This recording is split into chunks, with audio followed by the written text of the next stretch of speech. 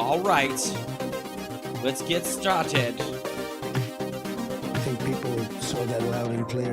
I think they did. I think they saw that loud and I clear. think people saw that loud and clear. Yeah, they saw it. They saw loud things and clear I think things. people saw that loud and clear. Yeah, I mean, how can you argue with Here I that? am like an idiot. Or that? Okay. Are we going it? All right. Can you hear me now? Yes. Oh, yes.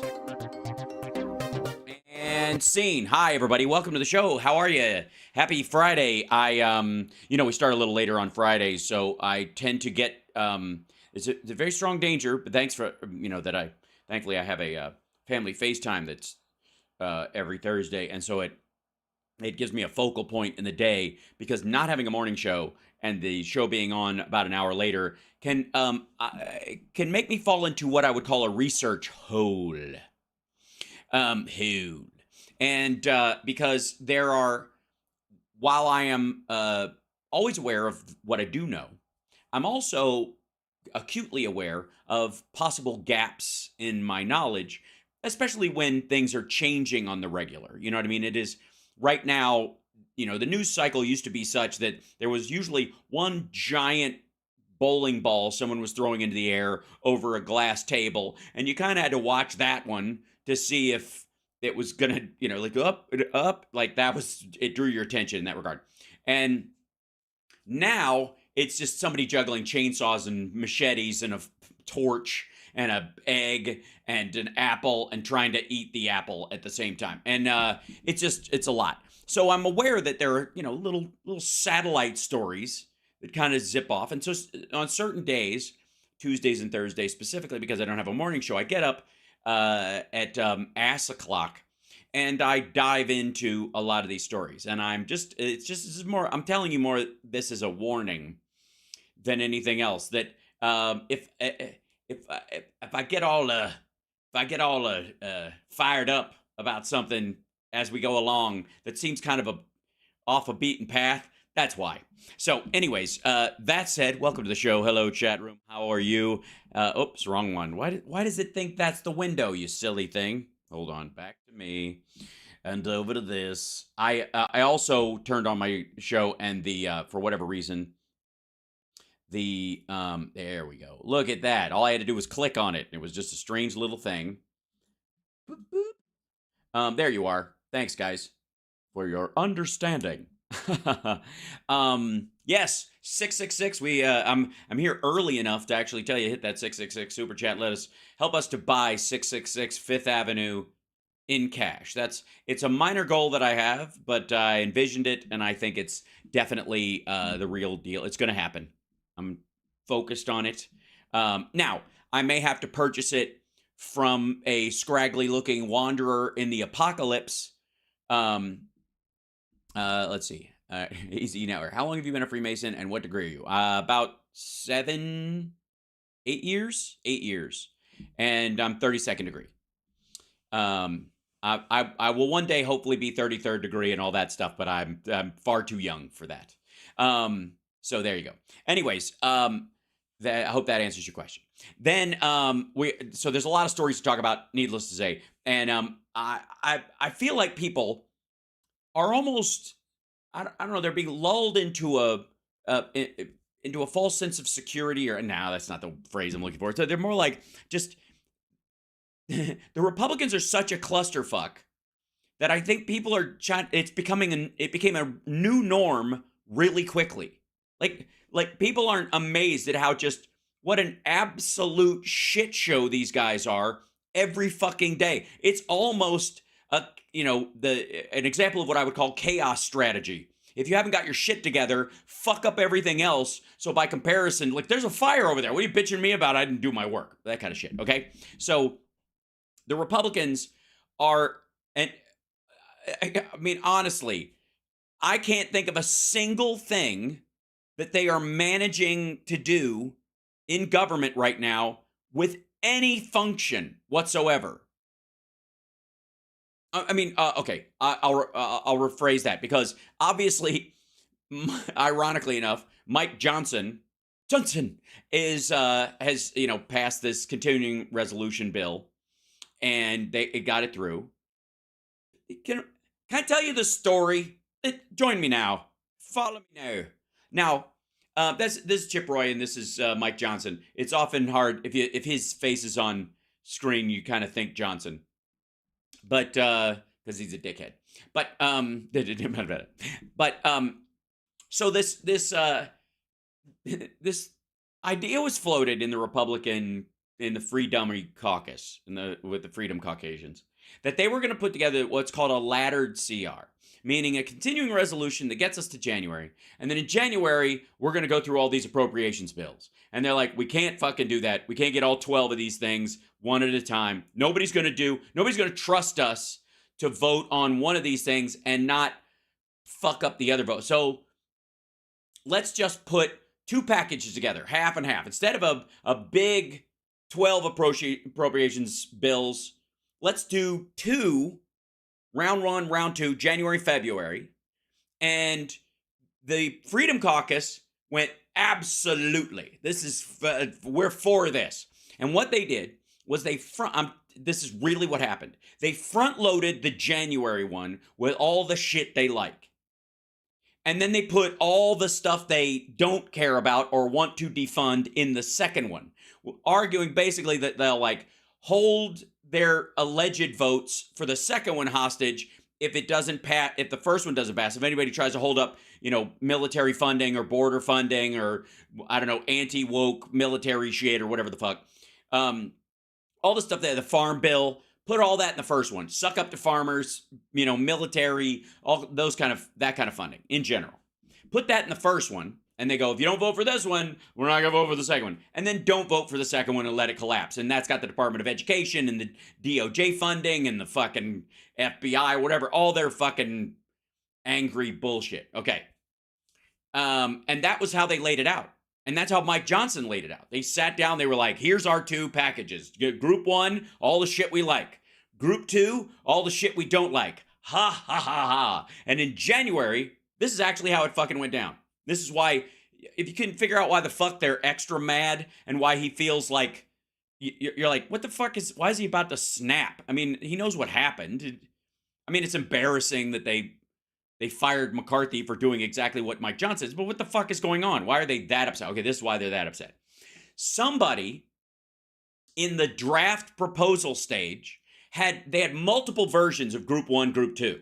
And one of them was, get this, a relatively balanced version of those things where the military funding is in the second one, but the Farm Bill and the Department of Education is in the first one. And Department of Transportation funding is in the second one, but fucking border security is in the first one. And so they split it up in that you got to vote for, for three of the things you hate, you got to vote for three of the things, for three things you like, you got to vote for three things you hate in each of these fucking packages. And it's fairly evenly placed out. Well, somewhere along the way, this draft version of that particular page with those versions, not the Freedom Caucus version of the two groups, that got put in to the bill they were actually voting on. The draft version with the actual balanced ones. And nobody knows who did it right now. Nobody knows.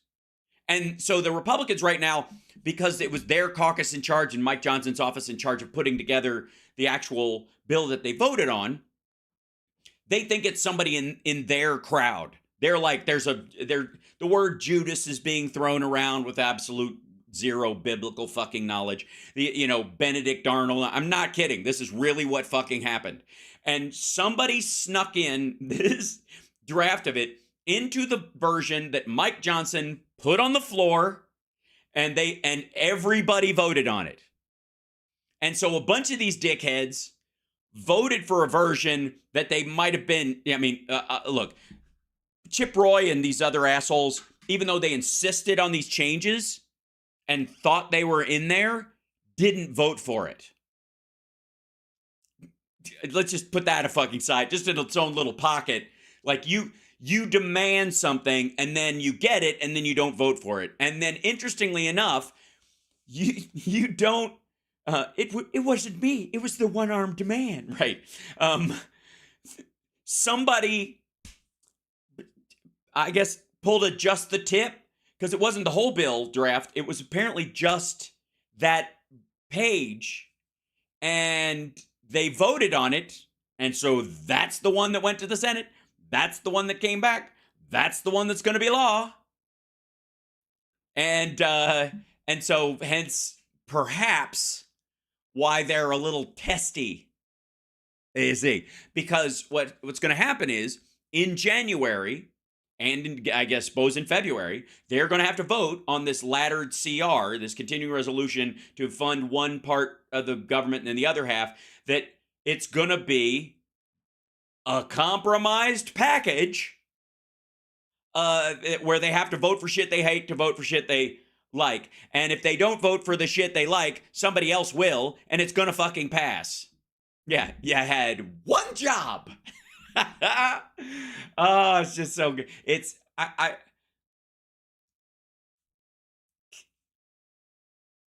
that really happened. And you know why that happened? And here's the best part about it. The best part about it. The best part about it is McCarthy probably would have checked.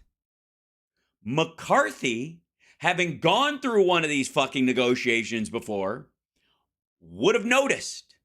But Mike Johnson, because everybody's trying to crawl up his fucking keister and bat him around and try to, cajole him into doing what they want, probably just didn't have the fucking hard drive space with his new job and all these assholes crawling up his keys to even notice.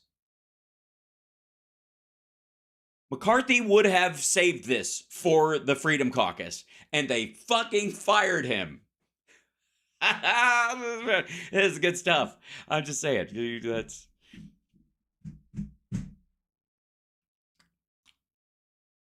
good stuff. Oh, and George Santos isn't running for office because the ethics report came out and basically said he was a criminal, and they were like, fuck. And so anyways, he's splitting. So there's going to be a Democrat or at least a moderate Republican in there. But let's see. Breaking news. Now, with that backstory, perhaps this will inform somebody will inform what I said might inform you about why these people are freaking out about this. I'm just saying. Okay. Freedom Caucus members issue blunt warning to Speaker Johnson about spending bills. From yesterday. Here we go. First, you can, but I want to let the print reporters get some time. So, all right. So you saw today that the rule for CJS failed to garner the votes to pass. We want the message to be clear to the American people and to our leadership. We are done with the failure theater here. We're not going to pass bills that don't address the problems that America faces. Oh, you mean you're not going to offer up bills that have no chance of passing, just wasting everybody's fucking time? That's what failure theater is, by the way. I don't know what his definition of it is, but that's exactly what these motherfuckers do. That's literally what Matt Gaetz and all these assholes have been clamoring for. Nothing in here to defund the new FBI headquarters. Nothing to defund the unconstitutional gun registry. There's nothing unconstitutional about it. Well-regulated militia being important to the United States, therefore the right to keep and bear arms should not be infringed. You can keep and bear them all the fuck you want, but we can also know what you got in case we get to call you up to be part of the militia, fuckwad. Guess what? That's what good old-fashioned founding fathers conscription looks like. That's what that well-regulated militia part is. A well-regulated militia, is necessary in case King George or some syphilitic, inbred great-grandson of his decides to float over here on a fucking boat and try to take back our land, then we can fight him off. But we need to know who's got guns and how much ammo. And that's why registry of guns and ammo is absolutely constitutional. You fucking tit. The bill is very, very weak and all. You You think that's weak? You should see your voting position currently. Also, I must say the closed rule on Iran, with the president out there offering Iran $10 billion in the light of what just happened in Israel, is unacceptable. It's Yeah, he's not actually offering them $10 billion. He's just allowing Iraq to continue to buy gas from them, because the alternative is directly from Russia, or they'll buy it underground from other worse actors in the area. And again, it's a way to tie up their funds, because if it goes into an allied country like it did with South Korea, for example, we can freeze it. If they buy it, if Iran sells it to China, we kind of can't freeze their assets because they're out of they're outside the realm of sanctions. But Iraq isn't. Iraq needs us. So if we at any point need to freeze Iranian funds for their oil and gas sales, it's a zero-sum game. If that oil and gas can be sold somewhere. If it's sold to a country we have no control over, we can't do anything about it. And they will. If they're allowed to sell it to Iraq and we need to shut it off and freeze the accounts, we can, because we have a relationship with Iraq. This is a bunch of fucking checkers masters trying to navigate what a fucking bishop does. acceptable to have a closed rule where we can't actually get the legislation that will deny the president's ability to send that money to Iran and embolden our enemies and have. Yeah, he's not actually sending that money to Iran, dipshit. We're not sending money. Again, at least talk about it like you fucking know what it is. It's allowing Iraq to purchase oil and gas because they continue doing it. It's a continuation of a waiver that's existed for a long time. And again, it's so that we have a direct route to be able to sanction and stop that shit eventually if we can. That's why you can give them waivers, because they participate in it. If you don't give waivers to people who buy it on the black fucking market, dum-dum. American citizens paying both sides of that war. So we've had enough. We're sending a shot across the bow. We do this in good faith. We want to see these bills move. We want to see good, righteous policy. But we're not going to be part of the failure theater anymore. I want to turn to Andy Biggs, if he's here, and then Chip Roy. Yeah, thanks. Ditto with what the chairman said. Good old Rush Limbaugh language there. Ditto. Got a fellow ditto head. And I would also throw in continued funding for the FBI headquarters. Killing that amendment was ridiculous. But I want to point out, I want to talk about something else. We had an amendment on the floor today to defund the office that has misplaced over 100,000 unaccompanied children. We don't know where they are, but we do know many of them have been placed with pedophiles. There's been no vetting and inadequate vetting because this administration changed the vetting. Wait a second. So this is about immigrant children and where they're placed or whatever. Most of them are with their parents.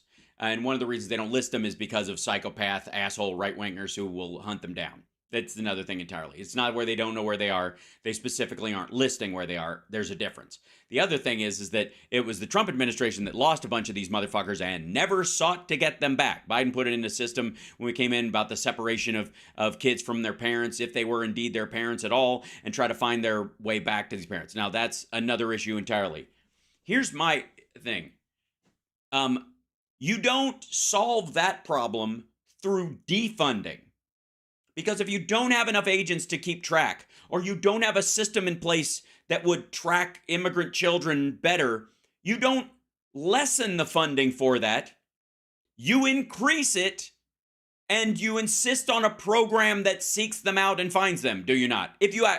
Granted, you have to actually give a fuck, which I would argue, honestly. And Republicans killed that amendment. That is unacceptable. Oh my dear goodness, gosh, God darn it. For God darn, who is it, Mr. Singleton? We have got to hold this administration accountable. This administration? Dude, you can't even hold your fellow Republicans accountable. What the shit are you talking about? Accountable for what? Republican votes? We have to hold our fellow Republicans who allow this kind of tyranny to go forward, and we should not be... hold them, I'm sorry, you have to hold them accountable, or? We have to hold our fellow Republicans who allow this kind of tyranny to go forward, and we should hold them accountable, or you just want to hold them? I mean, hey, I'm a big believer in daily hugs are crucial for life. It says that, especially the more you're involved in technology, you need maybe 2-3 hugs a day just to, ground yourself. It's a great, but I would ask first. I wouldn't take the sort of Trumpian position on it. Just run straight up to your fellow Republican, to Chip Roy or somebody, and grab him by the prison goatee. Should not be funding that. So I'm going to turn it over to Chip Roy now. Well, he said a lot. Yeah, look, I agree with Scott and I agree with Andy. Let's be very clear about what's going on. That you guys agree? We set out this year to change the way this place works. We wanted to change the rules. We wanted to restore regular order. We wanted to get to the place where the people's voice could be heard regardless of whether you're in leadership or not. And you failed miserably. Good to know. All right. Our election certificates are every bit as valuable as somebody who has the title speaker or chairman. Yeah, but then so is all the other Democrats are equal to you as well. So this sounds like an argument for compromise, you tit. The fact of the matter is, what we saw yesterday unfold by suspension of the rules, $400 billion of continuing resolution of Pelosi's priorities and Pelosi's spending levels, that is unacceptable. Today, they tried to pass a closed rule on Iran, which, while it was a bill that was targeted towards the $6 billion, it paled in comparison to amendments that we had that would have actually checked Iran the way they need to be checked, by getting rid of the waiver authority that this administration is abusing to side. Oh, I see. That Trump didn't abuse it when he gave Iran a waiver to sell to South Korea, which is where the $6 billion came from. To be abundantly clear, the $6 billion is being held in the South Korean account that the Biden administration said, give us the hostages and we'll release, which, by the way, they froze after the Hamas attack in Israel. So they never got the $6 billion. We did get the hostages, though. So these guys are still grinding about that shit. That $6 billion was earned during the Trump administration because of a waiver for Iran. With Iran over Israel. What on earth is going on? We're siding with Iran over Israel? First of all, let's be abundantly clear. Hamas and their relationship with Iran is obvious and clear. However, the people of Iran versus the mullahs that run the place are very similar to sort of the Palestinians in the West Bank, I would say, and Hamas. There's a disconnect between the people and the leadership. And long term, you don't want to starve the Iranian people to death. You want to look like you're making mitigatory steps in case at some point another Arab Spring happens, they topple their government and they're able to recognize that, hey, we've been trying to help you fuckers this whole time. That's what this is about. These assholes just see Iran through like 1980 glasses. Israel is under attack, and we're funding through the CR yesterday Hamas. No, not really. Dollars that go to the United Nations through UNRWA. That is unacceptable. We can't do that. Through dollars that go to the United Nations through UNRWA. So the idea is that they wanted to defund our part in the UN, which is something they've always wanted to do, under the premise that because there's a UN refugee group that particularly deals with Palestinians that's there to make sure they don't die of septicemia or what have you, that's us funding Hamas. Get the fuck out of here. We can't have a closed rule and not have a full-throated debate. No, but you can have a big gulp of that sweet latte right over your shoulder. It's a little hard for me to take seriously the end times kind of rhetoric of this dickhead while this dude is just fucking straight up guzzling a latte behind him. It's got a very let them eat cake kind of a vibe. About checking Iran. This is not why Republican voters send Republicans to Washington. So, yeah, I know, but not all Republican voters sent Republicans to Washington to do exactly the same fucking thing. And one of the things they didn't send the vast majority of your colleagues to do in a bunch of other districts was to destroy the U.S. economy and our standing in the world just so you could get some priorities to pitch your bullshit to your crap district around Austin that you have a stranglehold on. We're standing up and we said no today. And no, I said it, and you better believe it. The Speaker has now 10 days to work it out and get Republicans to actually stand up and fight when we get back. He's promising a fight, so we're sending a message. You guys are already fighting. I don't know what Didn't you see Kevin McCarthy? What did he do? He hit that dude in the kidney.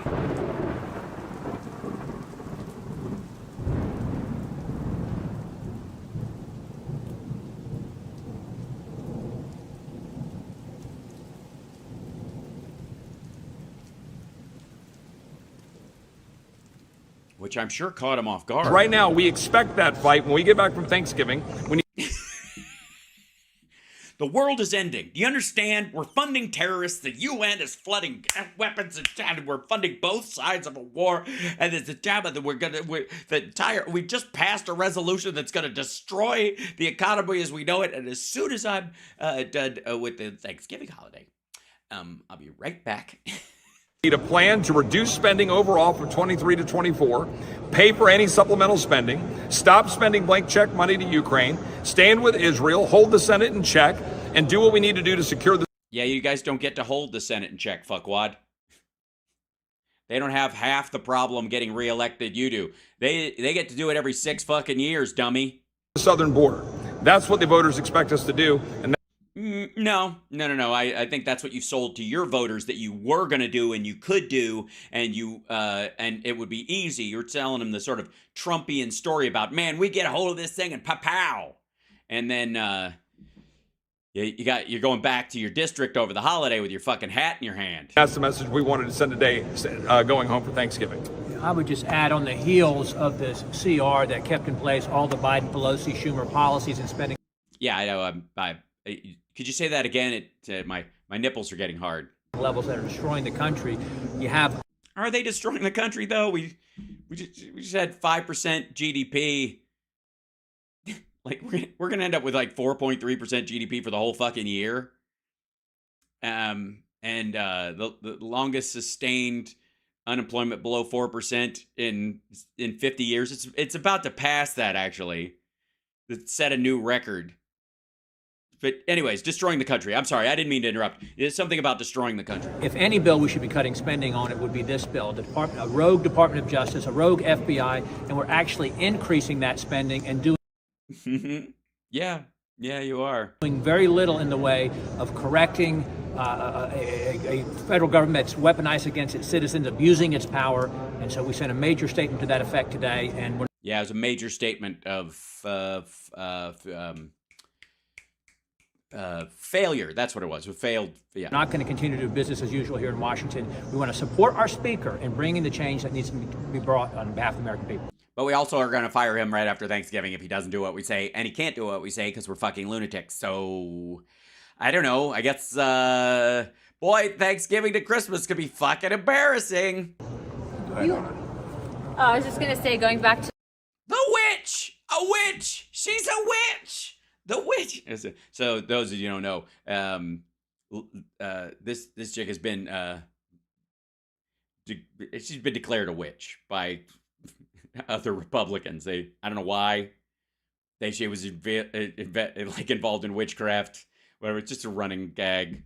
Paulina Luna, Paulina Luna, and she's a witch. what Representative She turned me into a newt.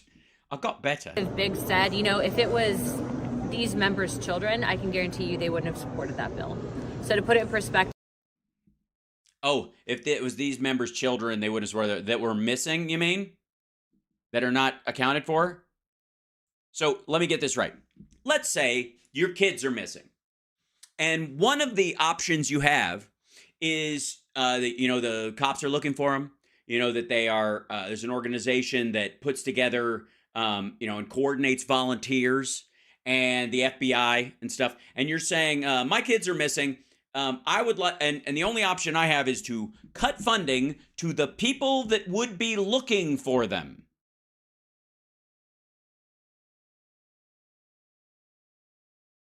What happens to a child in that situation? What do you call that? Darwinism, for fuck's sake? Are you out of your goddamn mind? Why wouldn't you, in the appropriation, like we have 100,000 kids and we don't have the agents to look for them? How much do you need to hire some more fucking people to deal with these kids? Because it matters to us. We need this much. Well, fuck you. That was what they did, basically. That's what they're talking about. You know, we're up here. There is a moral aspect to this fight. And frankly, I mean, to include what happened with the FBI and the weaponized DOJ, we have the ability to make change. A lot of people will go on television and tell you one thing, but they're doing another thing when it comes to votes and behind closed doors. And we're going to... That's sad. It's the state of your current Republican Party. It's got to be difficult. A witch! A witch! be holding them accountable, to include this speaker. There are ways of telling if she's a witch. What are they? Do they hurt? We like him a lot. He's a nice guy. Which is, by the way, in the... I know this is a side note, but in the witch segment from the Holy Grail, the funniest line in that whole thing is when Terry Jones says, there are ways of telling if she's a witch. And everybody's going, what? What are they? What are they? And Michael Palin goes, do they hurt?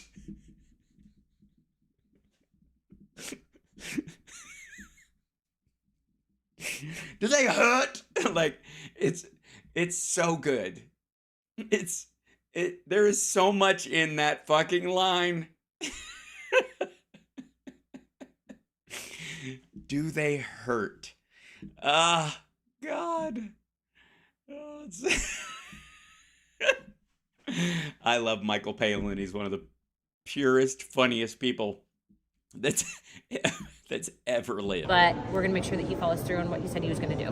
Michael, hold on. Yeah, I sit on the appropriates committee too, and one of the big issues I had is that does it hurt? Sorry. this bill really skipped the appropriates process, and so there Real quick, why are you the tallest guy there with the smallest voice? Never mind, go are a ahead. number of conservative amendments that we wanted to offer that did not get Conservative amendments or conserve amendments? I don't recognize which word you used there because you're kind of never mind. it into the bill, and you know, amendments like there were two amendments that I had offered that had Okay, shine, buddy, shine. to deal with how DOJ collects information, and so they're not supposed to be able to get this kind of information on American citizens, your financial data, other kind of data without getting a warrant. And so what they've done, instead of going through the due diligence of getting a warrant, they just go ahead and go to data aggregators and purchase this kind of information to build their databases.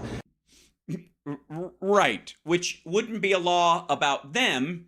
It should be a law about how easy it is to sell your fucking data. If the data is for sale openly and you've signed terms of service that allow them to have that stuff, then the government buying it is not an abject workaround. It is not them it's not them framing you or anything. That's a problem with the banks. But the problem is, to pass something like that, you know where they'd have to go? You know where this piece of would have to go? The Financial Protection Bureau. The child of Elizabeth Warren, that you'd have to go there and establish a law under that, more than likely, or guidance and regulations under that disallows them from selling your data without express consent or a warrant or something like that. But if it's for sale, sorry, if a private citizen can buy it, the government can buy it. It's like saying the government can spy on you. How can they spy on you? Well, you're on the beach and they can see you. But it's a private beach, but there are no banners up on either side of it to hiding you. So you pay to be on the beach, but they sell binoculars to everybody around, and you can just buy a pair of binoculars and look at people on the beach. That's what it is. Get the fuck out of here. One of the big issues that the chairman mentioned was the ATF database that we found out there's over 1 billion gun records that they've collected on American citizens. Now, that's supposed to be illegal, and they know it's supposed to be illegal. They just No, it isn't. call it something else. No, it's sales records. You can keep track of sales records, shithead. It's not illegal. And the other thing is, like, there's only one reason why it seems to me these guys are worried about gun registrations. The idea that they don't like the idea of the authorities showing up knowing exactly how many guns you have in the fucking house because you want to surprise them with your armory. It's, if they know I've got a handgun, but they don't know about my 50 cal, that kind of shit.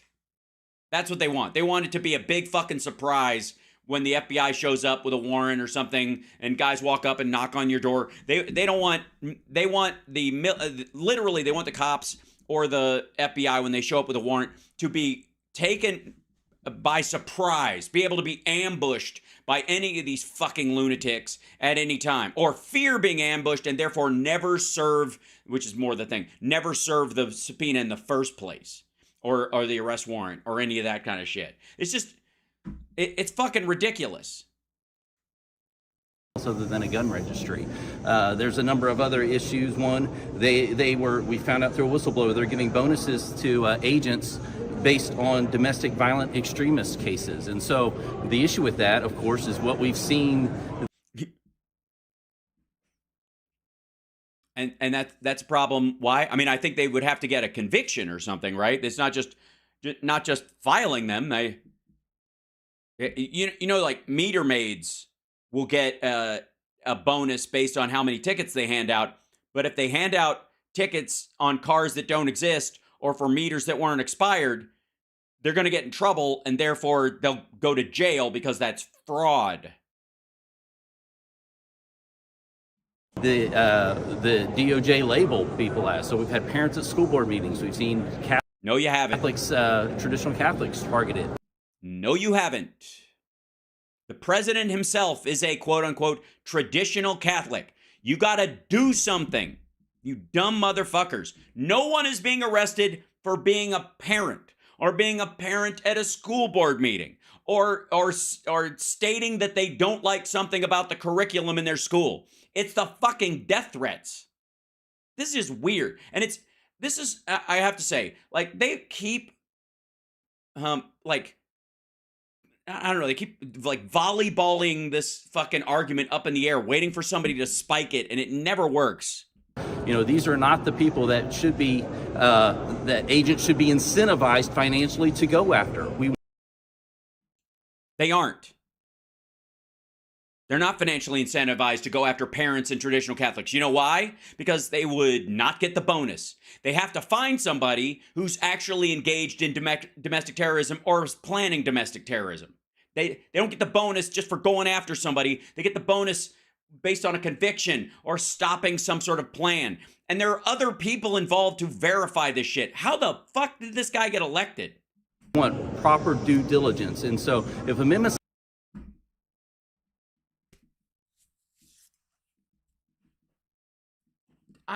Did they think the FBI operates like old-fashioned bounty hunters in a Western? Like that aren't going to make it into basic conservative bills, then we need to stop this and rethink about the process. Even let them be heard, right? And so the process got usurped in this process. It got usurped? Somebody usurped it? Well, that's different. Somebody comes in and usurps the whole thing. Were they sipping the usurp, or when they usurped it, or they usurped it? Please tell me there was an actual usurper in Congress. Somebody just rolled in on a giant fucking Clydesdale with a broadsword and a long beard and a crown.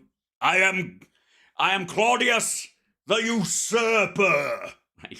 Shut the fuck up. And so we need to make sure we're doing what's right for the American people. Well, part of what happened too in January was to not have closed rules, as they mentioned, to be able to have amendments. Yeah, you fired that fucker. So I don't know what to tell you. That guy was giving you what you wanted. You just decided to fucking kick him to the curb. How's this our problem? This didn't happen on this bill. And the only way... Yeah, you didn't have that speaker in January. You had in January when you went through all that shit. Did you notice that it's a different fucking guy? One guy's really tall, and the other guy, when his son watches porn, his phone goes bow chicka wow wow. We're going to change the culture here is cut the money off. That's the only way we're going to do it. No, that's not actually how you do it. As a matter of fact, you might want to spend on priorities. And if your priorities actually fucking work, they would convince people to move in another direction. But you always roll in trying to just kind of undermine the function of government, and everybody goes the same old, so I don't know what you're actually arguing for. And everybody made a big deal of it. And this isn't against Mike Johnson. He's been... Well, of course not. It couldn't possibly be. You're holding him to a standard that he's not held to anymore because you're talking about the other guy that you fired who was, fuck you. On the job 20 days. He's a good man. So He's a good man who did exactly what Kevin McCarthy did, only dumber. it's not about Mike Johnson, but this country's in financial trouble. The only way we're going to change it is start cutting the funding. No. I mean, think you can. I would argue you can, especially where there's potential for new streams of income, technology being the one. Imagine, if you will, the impact that AI is going to have on the economy is unmeasurable at this point, but it's going to be extraordinary. We're talking multiple trillions of dollars that will change about the economy in general and how the world works and all this kind of stuff. Not only will there be more money made and in the system because of it, but also it will limit costs of things. It will start eradicating the costs of a lot of shit, right? That AI is going to have that impact. And imagine, if you will, these dumb motherfuckers, right about the time the internet was being opened up, going, the only thing we can't give money to these pilot projects looking to provide internet to whoever does it. You know, if people want to get on their computers in their houses and eat their fucking Cheetos in the basement, that's one thing. And this is the only process that we have. But no, it isn't.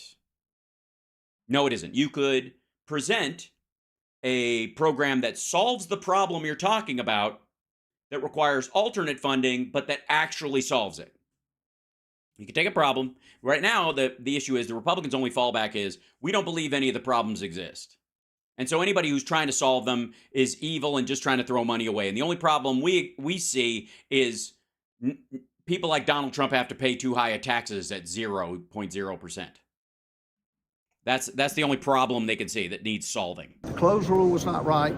The amendments that Michael and everybody else talked about was not right. We should Well, neither is what's going on in his head. have been able to offer that. And talk about Iran that Chip talked about. We funded them through oil money. What did we fund them through? Oil money. Did we?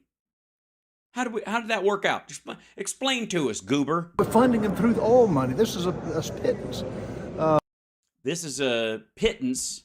We're funding them through the oil money.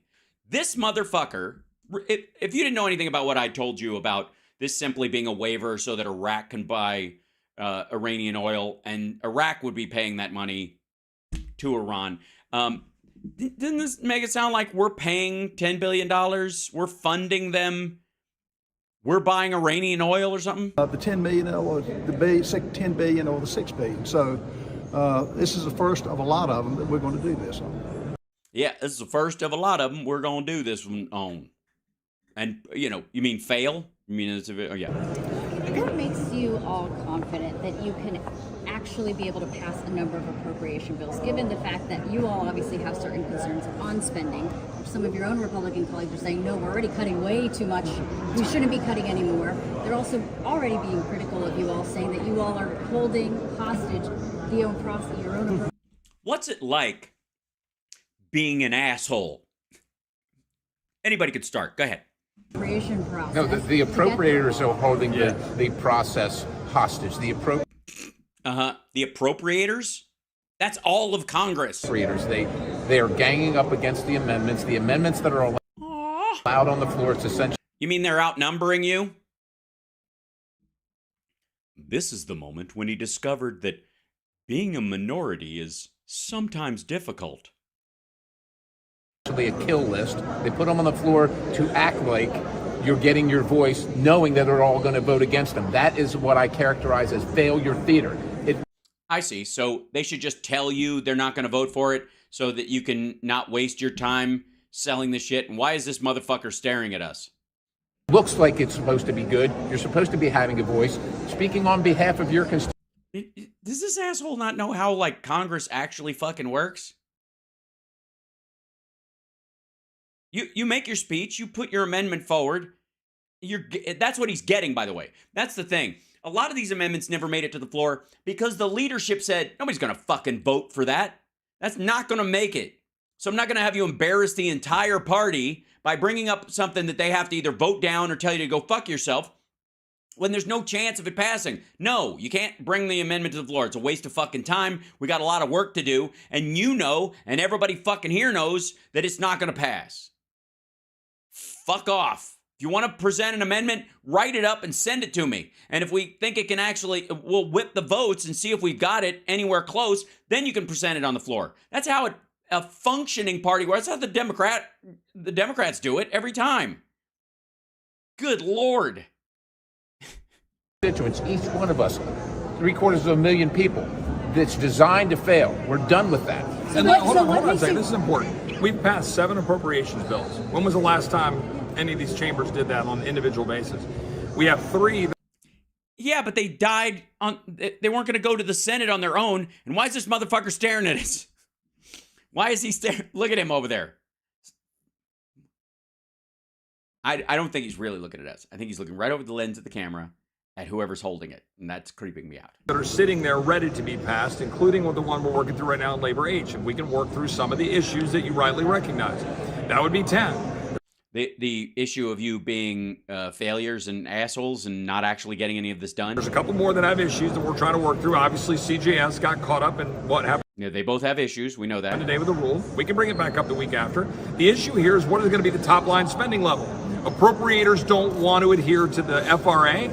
They want to adhere to what you saw in the exchange with me and Congresswoman DeLauro in the Rules Committee, night before last, where what you saw her admit were side deals where they could plus up all the spending using the kinds of slush. Yeah, by the way, the other Republicans, this is his complaint, that red states are paid for by the blue states. And blue states could effectively, on a federal budgetary level, tighten their belts and get by just fine because they create enough revenue to solve most of their own shit. That's why they end up getting less back from the federal government than they put in. I think California's like 88 cents or 64 cents. And then Illinois is like 88 cents, something along those lines. And every other red state, with the exception of Texas, which is just ginormous, they get $1.12, $1.64 for every federal dollar that in taxes they send up the chain. They get more than they get more back than they send in. Where the fuck do you think that comes from? That comes from Republican House members in these rules committees creating buffers on this funding because they know that all of the red states, their districts and all this stuff are on the fucking take. They're hat in hand every fucking day. Fund sitting in the Commerce Department right now that they've set up because the appropriators want to keep spending money to increase programs. Right, and where's that money coming from? Those quote-unquote Democrat-run blue cities you fucking hate that are in the Democrat-run blue states that provide almost all of the federal tax dollars. Even in the cheat and the fucking get around. You have any idea how many fucking red states Silicon Valley passes, tax dollars to over time?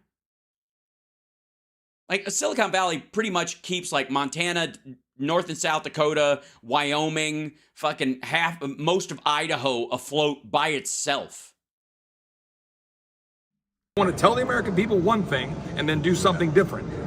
Right, because they want to be fiscally responsible, but they live in impoverished red state districts that need all the fucking help they can get. That's got to change. So are you confident that you all will be able to avoid a government shutdown, fund a number of those bills by that January 9th, that first deadline?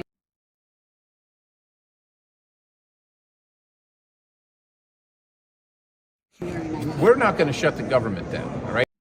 We're not going to shut the government down. We're just going to try and pass a bill that won't go anywhere. And other people will be forced to vote for something we pretend to hate that benefits our districts more than our cuts would. If the Senate chooses to do that because we send something over to them that is reasonable, the American people can understand that actually gets our funding towards a trajectory that doesn't. What do you? Sorry. The Senate is the group that's like doesn't understand what's going on. They don't represent their people as well. They'll get us send it all back to us, and they don't understand. Pass the buck, why don't you? Jesus Christ. Bankrupt America, that's going to be on them, not us. The Speaker has said he won't do another CR. We're going to hold him to that. We're going to take him at his word to that effect. That means we got to pass the remaining 5 bills, as my colleagues have said. That puts us in the strongest negotiating position. But then the conference needs to support the Speaker in the negotiations with the Senate, and we cannot fear a government shutdown above all else. What we've got to fear is exacerbating our debt situation, which is the greatest fiscal crisis the country has ever faced. No, it isn't. Honestly, Moody's only downgraded us from stable to, to shaky ground, whatever the fuck their term was, on our credit rating, because these motherfuckers want to shut down the government, not because we can't pay our bills, but because they don't want to. The Republican Party needs to meet the moment and support the Speaker. Support the Speaker. You mean the guy who just made the same deal McCarthy would have made, except better for Democrats? Are there any tangible differences between Speaker Johnson and ousted Speaker Kevin McCarthy in terms of the policy that Ooh, rough question. they're actually putting on the floor? No, what the difference is the time frame. Speaker Johnson came in, if you characterize it as a football game at the end of overtime, down 3 touchdowns, right? That's when Johnson came in, and you're Wait, whoa. So the reason he made these concessions is because you were in overtime, 3 touchdowns down, and he had to make these concessions because your coach is a fucking moron, and your coach isn't even the coach. He's he's like one of the bench players, because that's what Matt Gaetz would be in this stupid analogy. Trying to say, do you hold this quarterback to the same standard as the quarterback? No, we're talking about the coach and the whole fucking team. What? The dude's leg wasn't broken, shithead. You pulled the guy for running a play that the next guy ran. He's running the same play. Jesus Christ. That got us to that point. No, we do not. Again, what a lame fucking butch Would answer. you hold it to that? Okay, we got to get the fuck out of here before they ask us that question again. I'm running out of stupid football analogies. Jesus Christ. So I just wanted to take you down that road because I kind of needed you guys to see, remember just how fucked up these guys are. This is ridiculous. They're a mess.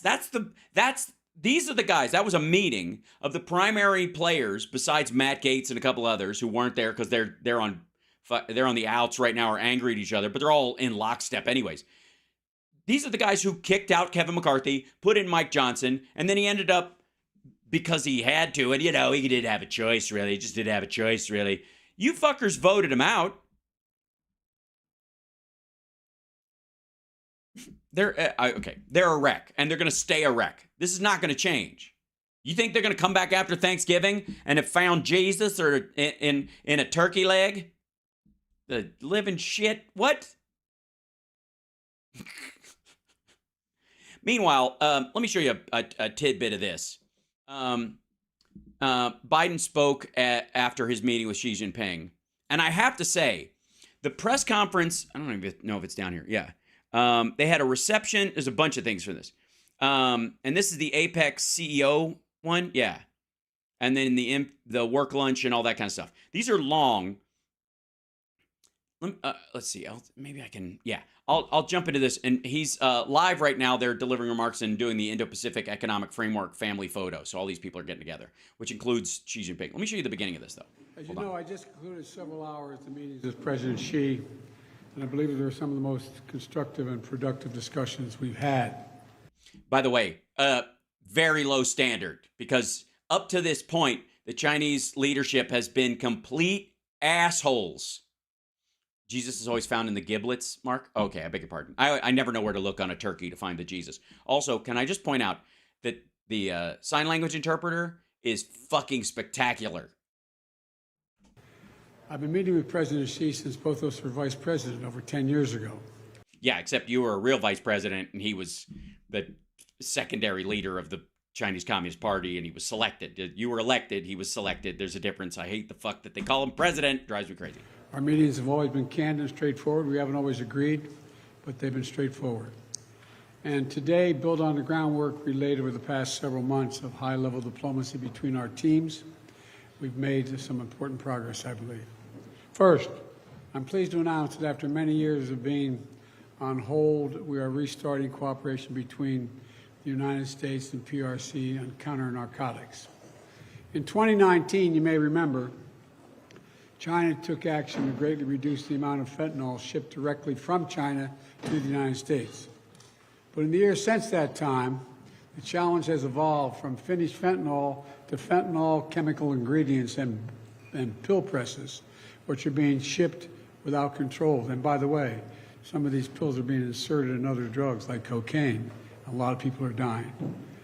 More people in the United States between the ages of 18 and 49 die from fentanyl than from guns, car accidents, or any other cause, period. So today, with this new understanding, we're taking action to significantly reduce the flow of precursor chemicals and pill presses from China to the Western Hemisphere. It's going to save lives. All right, that's interesting, because I was expecting this talk about the precursors, but it's one of the problems that they've had with some of the people who are dying of overdoses is that people are getting pills for, what they think is like Adderall and shit like that, and it's actually fentanyl, but it's using the pill presses from China that are made over there that stamp it to make it look like another drug. And so they dye these drugs to make it look like something else, and it's got fentanyl in it. So you think you're getting one thing, like off-brand or black market access to other drugs like OxyContin and oxycodone and shit like that, and it's really, it's not like in a powder form you'd buy in a baggie from a dude. It looks like the real pill. So they're like, oh, I've taken this pill before, and they take the equal amount and they fucking die. So the pill presses is I would argue, one of the biggest steps. You gotta have the Mexican government though claim the ones that are out there, or you've also got to change the standard for what the pills say on them and announce that to people so people know what to look for. So there's if there's a letter or a number on it, the number has changed to let people know that, if you're getting, Adderall or some other stimulant or something that you think from somebody and you're buying it on fucking Snapchat or TikTok, which is one of the big problems, that you can look at it and go, okay, that's not, they look it up in the, online and go, that's the real one, this is fake. And I appreciate President Xi's commitment on yes, and it's fentanyl, right? This issue. President Xi and I tasked our teams to maintain a policy and law enforcement coordination going forward to make sure it works.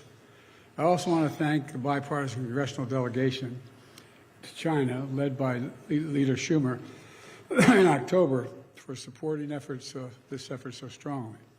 Secondly, and this is critically important, we're reassuming military-to-military contacts, direct contacts. As a lot of you press know, follow this, that's been cut off, and it's been very worrisome. That's how accidents happen, misunderstandings. So we're back to direct, open, clear, direct communications. Yeah, they stopped. The Chinese stopped talking to us after Pelosi went to Taiwan. On a direct basis. Vital miscalculations on either side can cause real trouble with a country like China or any other major country. And so I think we're made real progress there as well. And thirdly, we're going to get our experts together to discuss risk and safety issues associated with artificial intelligence. As many of you who travel with me around the world, almost everywhere I go, every major leader wants to talk about the impact of artificial intelligence. Gee, it's almost as if I've been talking about this on my Friday show longer than anyone else, and everyone is catching up. How long do you think before they announce the AI czar? Just saying, floated that idea. It's going to happen. These are tangible steps in the right direction to determine what's... By the way, I would gladly do it. I would gladly be the administration's AI czar. It would mean and don't worry, I could still do my show. It would just be done by a bot. I could teach it to say fuck a bunch of times and roll its eyes at Republicans. Useful and what's not useful, what's dangerous and what's acceptable.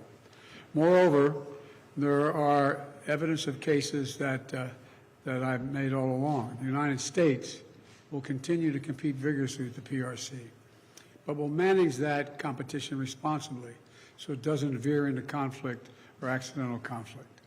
And where it's possible, where our interests are coincide, we're going to work together like we did on fentanyl. That's what the world expects of us. The rest of the world expects, not just in people in China and the United States, but the rest of the world expects that of us. And that's what the United States is going to be doing. Today, President Xi and I also exchanged views on a range of regional and global issues, including Russia's refusal and brutal war to stop the war and brutal war of aggression against Ukraine and conflict in Gaza. And as I always do, I raised areas where the United States has concerns about the PRC's actions, including detained and exit-banned U.S. citizens, human rights, and coercive activities in the South China Sea. Right.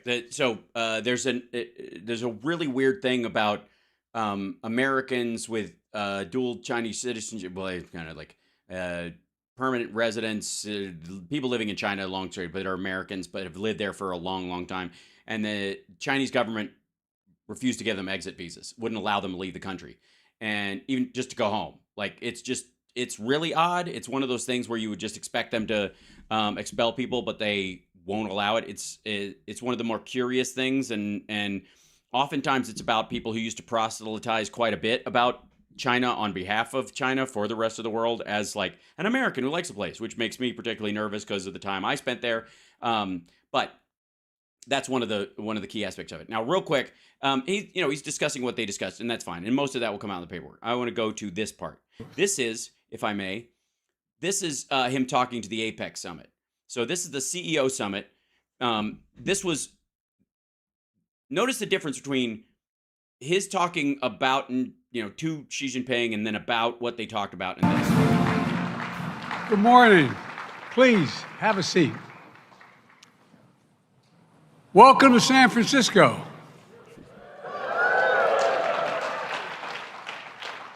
This Marconi Center is about as big as my state.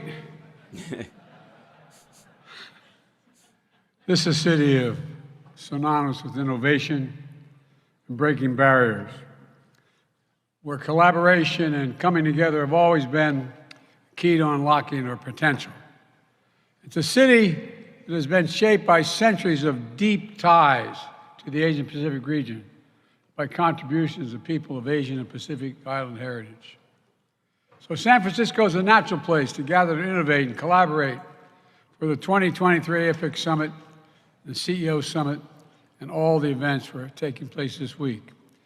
And I want to thank everyone who's made this week possible, especially those serving in APEC's Executive Secretariat, APEC Business Advisory Council, the National Center for APEC, and so many others. Today, 21 APEC economies make up more than 60% of the global GDP. We're almost half the global trade. The Asian Pacific is projected to be the largest contributor to global growth over the next 30 years. Now, notice the difference in him kind of like the energy. Now, granted, he came out of a 4-hour meeting and into that other one, it was it's going to be tiring or whatever, and you're going to be a little like, okay, I'm over it. But, and this is earlier, I think, in the day, the next day. But this is when he's talking to, Philippines and Vietnam and all these other groups. And there's one, let's see if I can find it. There's one moment. Of our economies and tap not only in the Asian Pacific region, but the whole world. And I mean that sincerely. People everywhere. A future where prosperity is shared and is inclusive, where workers are empowered and their rights are respected. This is very anti-China language. It's not too subtle. Our economies are sustainable and resilient. Also fairly anti-China. And the bridges that connect our people open a golden gate of opportunity to create lives. San Francisco, Golden Gate, tie in. Of hope. Just lives of hope. Most people are just hope. Mm-hmm. It's been my approach here in the United States from the moment my administration took office. We're building an economy from the middle out and the bottom up. Trickle-down economy worked okay sometimes, but not a whole lot trickled down on my dad's kitchen table. But when the middle class does well, the poor have a chance, and the wealthy still do very well. Because what happens, the poor have a ladder up, the middle class and the wealthy still do well. Folks, we're already seeing the results. The last quarter, the American economy grew 4.9%. Ouch. Remember, wasn't it supposed to, we were supposed to collapse by now, weren't we? 4.9% growth. Whew. Did you see Maria Bartiromo reacting to that shit? She was apoplectic. The highest growth rate in 2 years. More people in the United States. And by the way, the other growth rate was directly after COVID, which it would have been artificially low the year before, therefore artificially high the year afterward. So we got close to that in 2021, but it was partly because of the timing of 2020, when everything had crashed.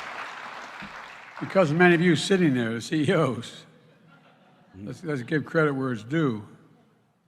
More people in the United States are in the workforce today than any time in American history. Our unemployment has been under 4% for 21 straight months. Inflation has come down. By the way, notice how the CEOs didn't clap about that one right away. By 65%. More to do. We now have the lowest inflation rate of any advanced economy in the world. Meanwhile, median household wealth has grown by 37% in real terms since before the pandemic. I acknowledge there's a disconnect between the numbers and how people feel about their place in the world right now. We can deal with the second part as well. We still have work to do. He brings up Vietnam at one point. But our model for growing is delivering real results for all Americans. Significant black unemployment, Latino unemployment, et cetera. The strength of our economy is driving growth and spurring investment throughout our region. And again, because of many of you sitting in front of me made those judgments. And it's drawing investments to the United States, especially from Asia-Pacific economies. Since the start of my administration, companies from across the Asia-Pacific have invested over $200 billion in the United States. These are historic investments, creating literally tens of thousands of good-paying jobs. We're 14 million created just since we came to office. All across America in industries that are going to shape the future of this globe. Semiconductors, electric vehicles, batteries, critical materials, hydrogen hubs, and other critical emerging technologies. Hydrogen hubs. One of the things that doesn't get mentioned much is in the Inflation Reduction Act and in the rescue package, there was seed money and then growth money for hydrogen as an alternate car fuel source in case we get past battery production. We're definitely invested in battery technology here in the United States and electric cars running on that. But hydrogen fuel cells, Japan is all in on hydrogen fuel cells. And eventually, Japanese cars, there's going to be a divergent moment where Japanese cars run on hydrogen. And whether it's in the next 5 years or 10 years, who can say? It's maybe 15 years. But that's the way they're going. That's the direction they're going. And since they are a preferred make and model across the United States, they have a huge, wide berth of usage here. And it is a resilient fuel source that's very good for, areas out in the middle of nowhere where exchanging a tank or even solid state hydrogen or some other form is easier than trying to stop and charge a battery. It's going to matter. And so they're looking at that already. The Biden administration has already laid out stuff for that. Yeah. I've long said it's never been a good bet to bet against the American people. Never. No, I mean it. Think about it. It's never been a good bet. And we're proving it once more. See if he says my message to all of you here today is, leaders of government and industry, you can count on the United States. We're delivering on our promises and we're doubling down on our progress. And we'll soon be your strong and steady partner as we continue working together to realize the Asian Pacific region that is free and open. By the way, there's a slip in the soon be, because I think he's referring, like, it was a teleprompter thing, but it really does have to do with this kind of like all these other countries versus China situation. That's been the conversation at all these things all day, is that everything China has been doing over the last 2 decades is now transferring to other countries. And so there's a little bit of like a whisper campaign about that shit that was going on throughout this entire thing. Prosperous and secure, resilient and connected. By the way, twice since I've been president, I've had the leaders of the Asian Pacific Islands come and meet with me in the United States. They're all part of it. I thought when I left the G20 and Vietnam desperately wanted to see me and raise the relationship, it brought me back when I stood in front of that monument to John McCain. All my days growing up, I never thought that would ever occur. Mm-hmm. Today. Right. So I just wanted to show you that part because it's a little off script, but he basically says like the G20 and Vietnam wanted to like increase their economic back and forth between the United States, and he's like standing at John McCain's memorial. I never thought that would happen. Here I am talking to Vietnam about this, and he's right. And he throws in that all my years kind of thing. There's like a mix of like, you can just tell the history of that shit. Imagine if McCain was still alive and he was, he had become president or whatever, and a similar thing had happened. My goodness. So just wanted to touch base on a couple of those things because it might bore some folks, but that's what like stable, normal governance looks like, if that makes sense. And then meanwhile, over here in shitheel land, I guess Gutfeld's job now is to just touch up the lipstick on the pig over on the Republican side. I'm curious about the title of this one. You're watching House Sparks Mega Worldwide, by the way. Like, subscribe, give a thumbs up, support the show. Share the show out, too. Remind people, send it out on your social medias and go, hey, I'm watching this. You should also as well, things or something. I won't put words in your mouth, but it's general. That kind of general tenor works. But I'm going to warn you, I haven't watched this, but it's going to be brutally unfunny and labored and difficult and annoying and irritating. And Jamie, put up that thing on the screen about how everything Greg Gutfeld says is annoying and that it's part of a government conspiracy. Jamie, can you put that up on the big screen? That thing I saw, the thing I thought I read the other day that I didn't read. Can you put that up on the screen? Where's the screen? Jamie? Oh no, these edibles are too strong. I thought I was doing a show.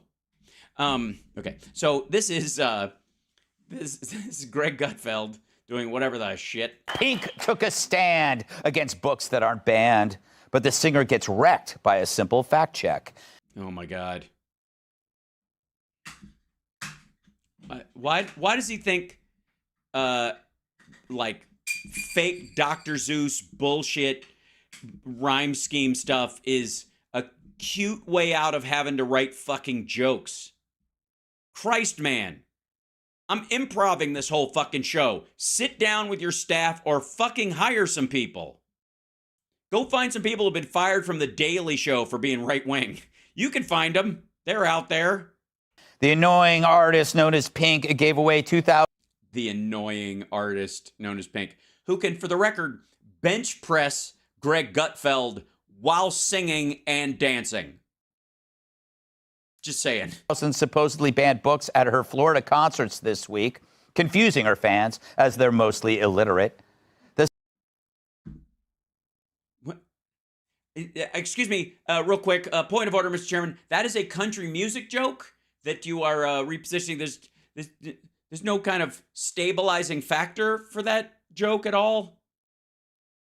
You're going to need something compensatory. Yeah, this is just lame. Square-jawed songstress claimed on X that several titles, including To Kill a Mockingbird and Catcher in the Rye, are banned in the Sunshine State. But X called her out on her crap and posted a community note saying the list had been proven false and they're not banned. Not at all. Not in the state. But they're banned at different schools and different libraries. That's the point. It's not a statewide ban, dum-dum. And the only books Floridians want out. By the way, notice the other books, they're like, nah. They're like, he points out these and these, but like Atlas Shrugged is banned in some places. And the reason they don't highlight that one is because that's an Ayn Rand novel, and the people who banned it, they're sort of against, so it looks like, oh, there's balanced banning in different places because some people are removing books from this library and other people, but it's fucking stupid. The school libraries are so perverted, they're on the reading list for To Catch a Predator. But Pink still doubled down, posting this: the MAGA cult is mad and their panties are in quite a bunch. Well, that just shows you how much she knows about the MAGA crowd. They don't even wear underwear. What the what?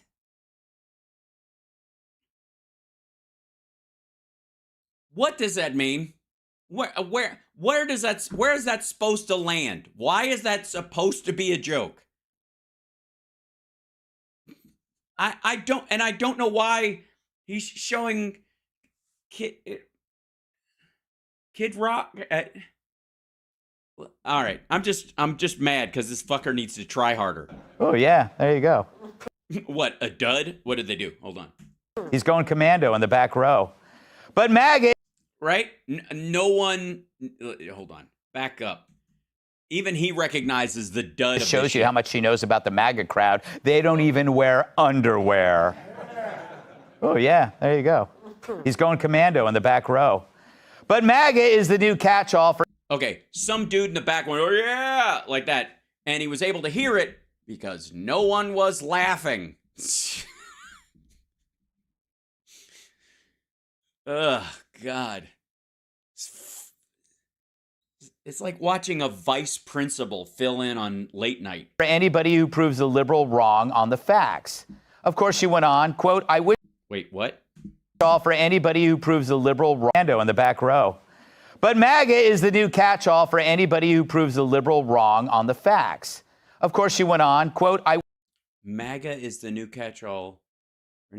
Okay, so the idea, I guess, the premise of that is that when liberals are wrong or whatever, they just yell MAGA because it's like a synonym for Nazi or something. It's now a slam. It's now in and of itself like an insult. Yes, and you're right, Mad Mac. It is pronounced maggot, by the way. Wish I could continue because y'all, I'm just getting started. But I got to read my kids a bedtime story about how it's okay that some families have two dads. Well, that's so cringy. I bet her kids wish they had two dads, too. But all. Good Lord. That's so cringy. But aren't dad jokes cringy? Jesus Christ. Why am I trying to make sense of this stuff? This is just ass. Oh, this makes me think of one of my favorite Pink songs, Get the Party Started, you know? Although it sounds a little different than I remember. Get this party started on a Saturday night. Everybody's waiting for me to arrive. Sending out the message to all of my friends.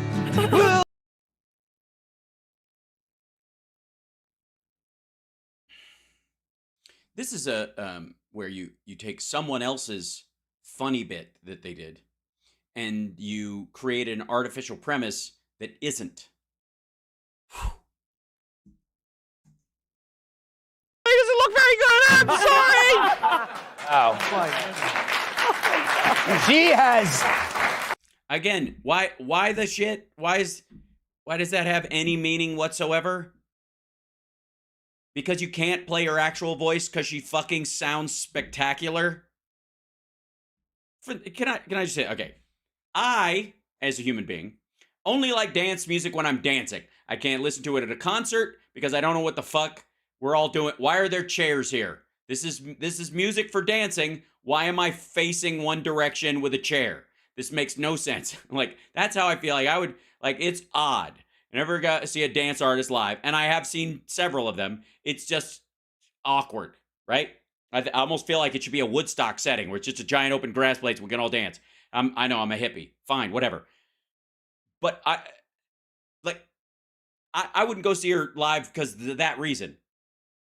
But she's fucking amazing. Like, there is no complaint about her music. There is no There's no auto-tune issue with her. There's no, like, he had to go there and make this kind of overlay bullshit segment to fill time because he literally couldn't find video of her fucking up. You know what I mean? That's one of the best testimonials you can do to Pink, is that that's what that motherfucker had to show to try and make a dig on her, which was a total swing and a miss.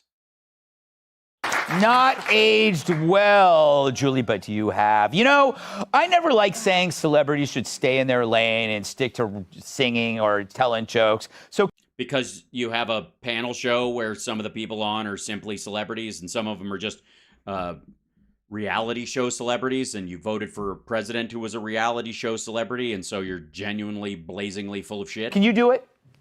I think she should never talk about woke books at a concert. First of all, I can barely get my kids to read. So then you can barely get that sentence out. Get your kids to a concert and you expect them to open up a book? Yeah. And it's got to be about gays and trans? Yeah.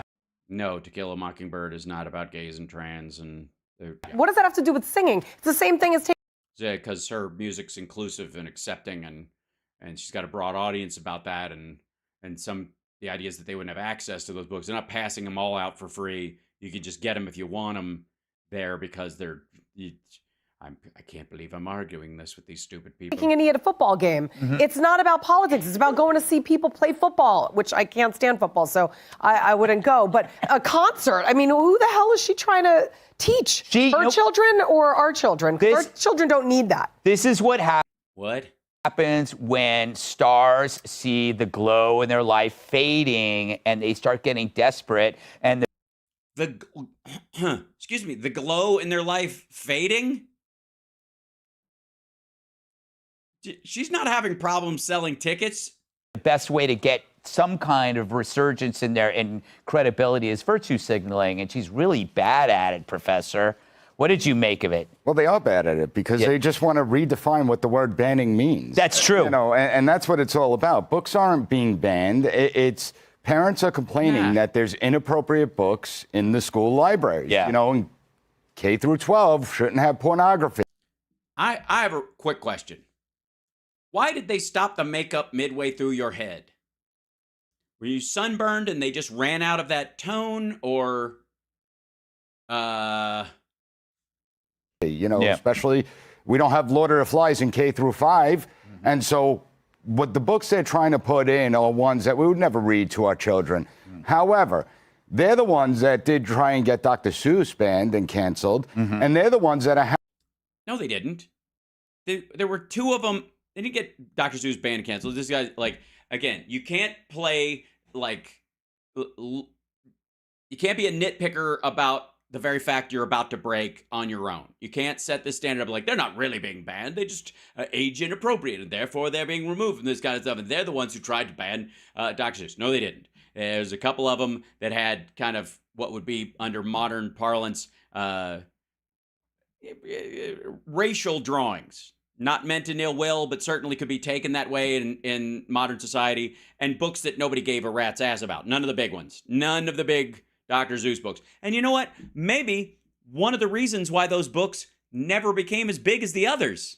Did you ever think about that? It's not like they could have been less entertaining, but that little part of it kind of put a little hitch in their get-along in sales. Having American classics be rewritten because there's so many trigger words in there. That's true.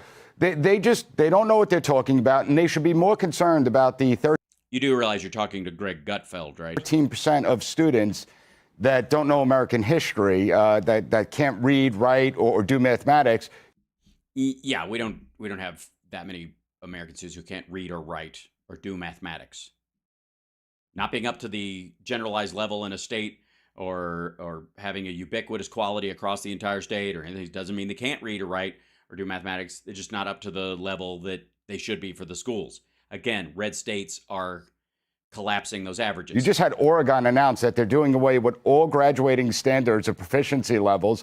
Like, let's be more concerned about that and the fact that our education system has collapsed than fake book bans. That's what I think. Exactly. By the way, all these people are against public education. Kat, you are in favor of book bans. I was surprised as a libertarian. Okay. Well, look, I actually have, throughout the years, had issues with some of Ron DeSantis's pieces of legislation as a free speech absolutist. And so because of that, also, nothing makes me more... Wait, she's touring doing stand-up?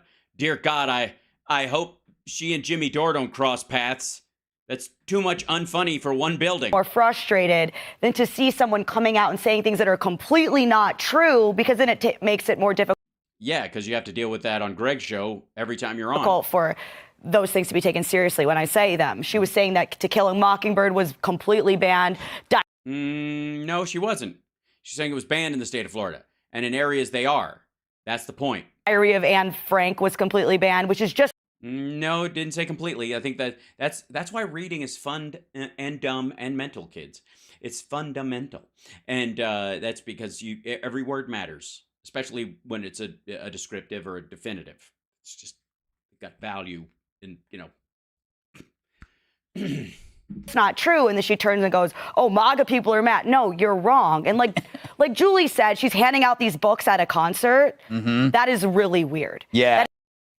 Yeah, it's so weird. It's so weird. I'm glad you dealt with this. Can I just say... put a little silver lining on this, because we don't need to watch any more of this shit. Can I just introduce you to an idea? Just let this float in your head for a second. That's what they're doing their segment about. Pink handing out books that have been banned in one way or another at her concerts is the entire opening segment and opening discussion on that Gutfeld show. Is that the kind of discussion you end up having or have to have when the economic situation in the country is going your way, or the voting structure is going your way, or if you've got renewed power because of the House Republicans have got control of the budgetary process, or Donald Trump is doing amazingly well in the polling? Is that what you end up? Is that what you're going to talk about if that's the case? Just laying that out there, like a cat on your front, leaving a dead bird on your front doorstep. I'm just like, thank you. I appreciate you being here. Just going to leave that idea out there for you. By the way, chat room, love you guys. Like, subscribe, give a thumbs up, support the show. Now, there's so much to cover. It's nearly impossible. Hold on. Get down. Why is this? Get over here. Why is this screen not going down? I don't understand it. Don't understand. There we go. Alrighty then. This is you know what? I'm gonna bounce around because I feel like we deal with some of the same bullshit all the time. So let's deal with some whole new bullshit. Ladies and gentlemen, I present to you Geek Wolverine, Cancun Cruz, and his apparently Ted Cruz has a battle plan that can destroy woke culture. That's the name of this one. He's on Newsmax to talk about it, and he's got a battle plan. Now, I know what you're thinking. Using terms like battle plan right now is probably in bad taste, considering what's going on in Israel and Gaza and in Ukraine, right? It's just it's an odd, flippant word to use, But this fucker uses the word fight to talk about shit. And would lose anyone he ever got into, even if it involved the opening of a Ziploc bag. So here we go. This is his plan. It's his battle plan for getting rid of woke culture. Woke culture is going to be gone because Ted Cruz is ready. Well, there's Senator Ted Cruz doing some of what he does best. Gesturing with his head pointed down in front of board staff. Uncovering the truth. Cross-examining witnesses. And then recovering it, I guess, in kitty litter. It really is amazing to behold. Even his enemies say he's one of... Yeah, it is a lot. It's amazing to behold. Obviously, when you bring up the audio, it's not as impressive, but... The smartest people. Yes, I am, Becca. Thanks for asking. They've ever met. One of the smartest Americans ever, perhaps. What? Okay. Wait. What did Greg Kelly just say? One of the smartest. Hold on. Really is amazing to behold. You know, even his enemies say he's one of the smartest people they've ever met. One of the. Yeah, but they say it while rolling their eyes. You don't think they actually mean it, right? Smartest Americans ever, perhaps. He's got a. No, no, they're not even close. Sorry, it's loud. I'll bring it down a little bit. Sorry. There we go. New book. It's called Unwoke. He's one of the smartest Americans in the world, and he still can't come up with a word that works for the title, so he has to make one up that makes no sense. You know what unwoke is? Asleep. How to defeat cultural Marxism in America. I think Mark Levin's going to sue him. How to defeat cultural Marxism in America. Fabulous. And all you need is just a picture of him on a vaguely dark green background. Senator Ted Cruz, Republican of Texas. Welcome back to Newsmax. Congratulations on the book and the... And I noticed you've been taking classes from Devin Nunes on how to smile like a dumbass as soon as you're brought on camera. Verdict with Ted Cruz, one of the hottest podcasts in the world. Congratulations. How are you? I'm doing terrific. Thank you, Greg. Thanks for having me on. I appreciate it. And by the way, I don't know if you've noticed, but I have had George H.W. Bush's voice on loan for 12 years now. I rent it. I have a lease with an option to buy, and I'm going to continue to talk like this until this is the new standard for manliness. Nasally and a little bit country, sort of like, once my teeth start whistling when I'm older, through the gaps between them, this voice will make a whole lot more sense. Thanks so much. Why this book? Why now? I mean, we know. Yeah, shouldn't you be busy with like legislation? It didn't occur to you to write some legislation? Oh, right, none of it will get passed. Good point. Know about the danger, bud. Tell us your thinking behind it. Well, look, the world has gone crazy. It has. It's gone fucking nuts. Have you seen? I mean, obviously. Have you seen the Boston Dynamics big dog? It's crazy. The idea that somebody's going to try and pet that fucking thing? What do I feed it? I don't understand. People are on their smartphones doing dumb shit. The world is backwards. It's topsy-turvy. It's upside down. We are seeing... I represent Texas with a voice like this. I should represent a porch in Texas. That's it. With a voice like this, you just represent one porch. I got one line. Get off my land. Just say it over and over. What we're seeing in Washington, it's more extreme. It's more radical than it's ever Yeah, but the house is pretty much neutered, so I wouldn't. Ever been. And I wrote this book to try to explain how I got these crayons and what colors. How the heck this happened. And how did it happen? We don't know. By the way, fabulous graphics, Newsmax. Really well designed. That's terrific. Just so the book just sits up at the top, kind of floating over the title of it turned cattywampus in the background, so that you can't just bring him in bigger. This is the only frame you got. Nobody's building any new frames for you. Anytime, attack it with a pointed stick. Shut up. And in particular, what this book addresses is how the radical left seized every major institution of America. It was we had a secret weapon called competence. Sorry. And each chapter of the book addresses how Wall Street is overrun with communists. You understand? This is a different institution. So great. Excellent. So I can just flip through it. I don't even have to stop. I don't have to read it front to back or back to front. If I could turn it upside down, I could just pick an industry of my choice and go, oh dear God, and then close it and go to sleep. So it starts off with universities, and well, you would. I call universities the Wuhan lab of the woke virus. They're where. Don't give away the book. That's one of your best lines, and it's terrible. But it's so you do that. Why don't you just read it? This is the book on tape version for idiots. They're where it was created. They're where it's mutated. Where it's spread. From universities, the next chapter goes. So explain to me trickle-down economics. Where did that come from? Similar situation. So was there university capture for that kind of economic thinking when that became the prevalent theme? Was it now? On to K through 12 education. I don't know if you know this, and this might come as a surprise to you, dum-dum. And I know you're one of the most intelligent people your enemies have ever met. But K through 12 comes before universities. I'm just saying. So if you're saying that's the tee up to the universities doing this, most kids don't go to university before K through 12. I was the exception. And then journalism. And what if they don't go to university for journalism? Shit. And then government. Okay, and then government. So after you quit working for the New York Times, then you run for office. And then big business.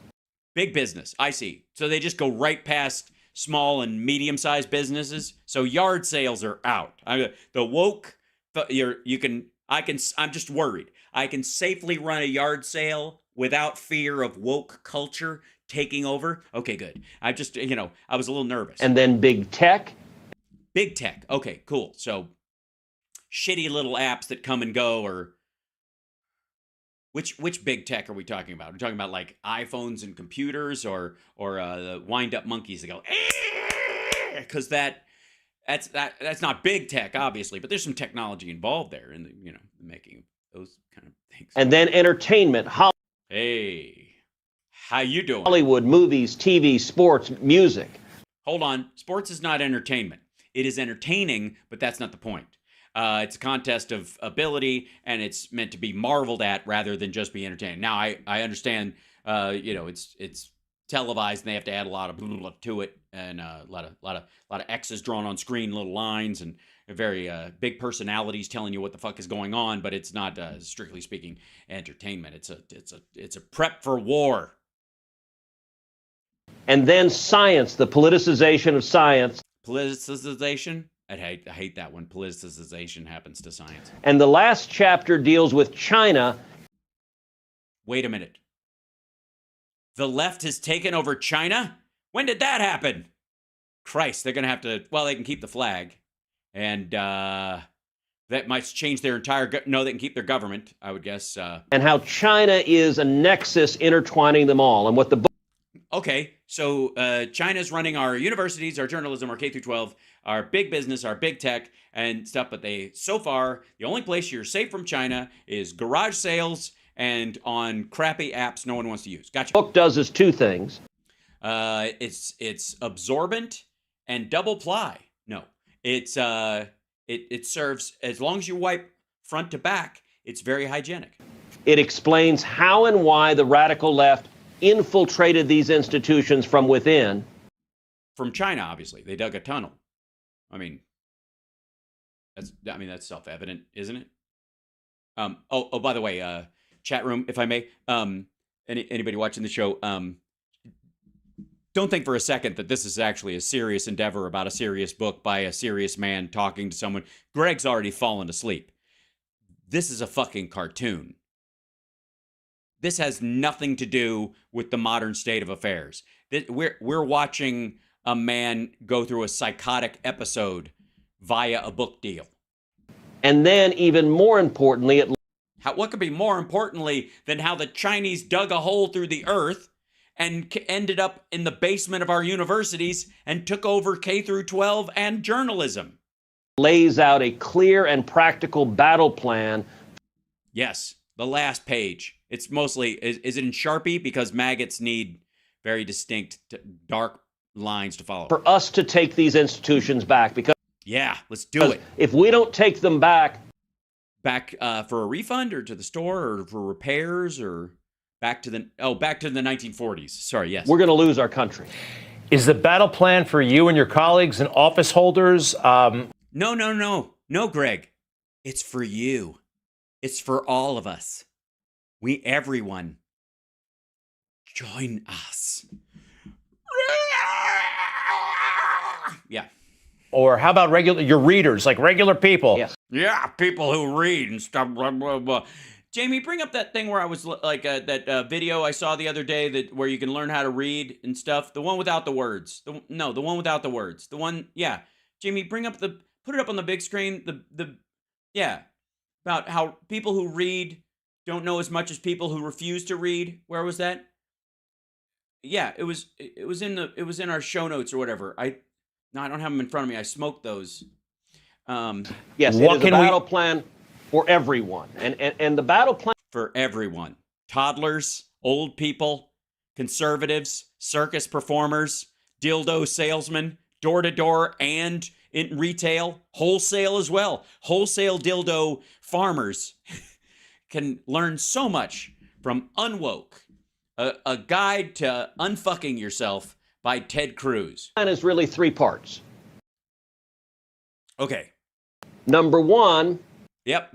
Okay. I hope this is all in the book because I'm not going to memorize this. Is sunshine and transparency. Look. Sunshine on my wokeness makes me angry. Sunshine on my thighs just makes them burn. Sunshine. That's what we need. Sunshine. Thanks. I thought this was an unwoke book. Sunshine sounds very woke. The ideas of the radical left are wildly unpopular. Right. That's the problem you have, is because what's effectively affectionately called center left, which is actually just liberal Democrats, they're incredibly popular. So you just race over to the far left, and I mean, it's almost like it's like Ted Cruz has written a book. The equivalent would be as if a member of the squad wrote a book for Republicans how to get rid of the Freedom Caucus. Right? That's what this is. They only are able to force them through using power and coercion and the power of elected office. Thank you. That's what I thought. Using indoctrination. So yes, because people are sponge-headed and will believe anything, like that Donald Trump is actually 6'3" and 215 pounds and has actually seen his dick sometime in the last 30 years. And also, when he sees his reflection, isn't revulsed. And it's a billionaire. He's a billionaire. Do you know he's a billionaire? He's worth billions and billions and billions of his father's money. Shining a light. So, for example, you don't need to shine a light. The sun will do. Okay? God made it. It's right there. Unless it's at night in the garage, the day before the garage sale, and the woke people show up. I will need a flashlight. You're right. Through 12 education, I talk about what happened in Loudoun County, Virginia. Do you? Because that was in the news and recent, and it got Youngkin elected, but he didn't last, so he's going to lose his office. Where a teenage girl was sexually assaulted by a boy wearing a skirt in the girls' restroom. Yes, and it was I have to say, all across this country, it was rampant everywhere.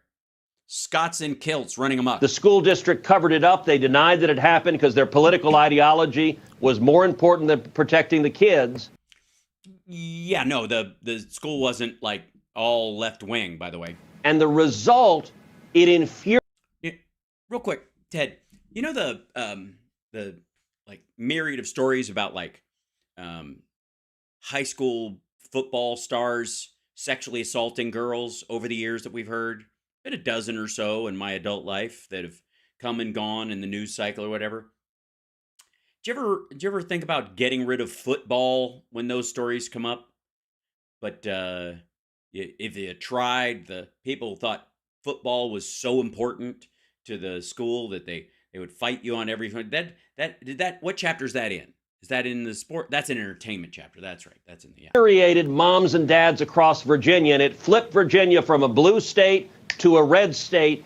And it's going back to a blue state because it's no longer. Because moms got engaged. And by the way, parents are doing this all across the country. I'm supporting school board candidates throughout Texas, and we're winning victories because when you shine a light, you can the sunlight defeat these wildly unpopular ideas. That's number one. In Texas, there are wildly unpopular ideas controlling the school boards in Texas. Number two. Yes, and believe me, I think this number applies to almost everything in the book. Is changing the cost-benefit analysis for institutions to... Okay, now you're going to confuse Greg. You lost him. He's Greg is still confused why after number 1 you didn't say and B, and so he's spun right now, trying to figure out what the fuck you're talking about. But he's not going to understand cost-benefit analysis in this. He'll nod and he'll lick his lips, but he doesn't know what you're talking about. Increase the costs of going woke. And I do a deep dive in the chapter on big business on what happened on Bud Light and Target, where both of them went woke and lost tens of billions of dollars. Yeah, and that required, quote-unquote woke, but that required no governmental correction whatsoever.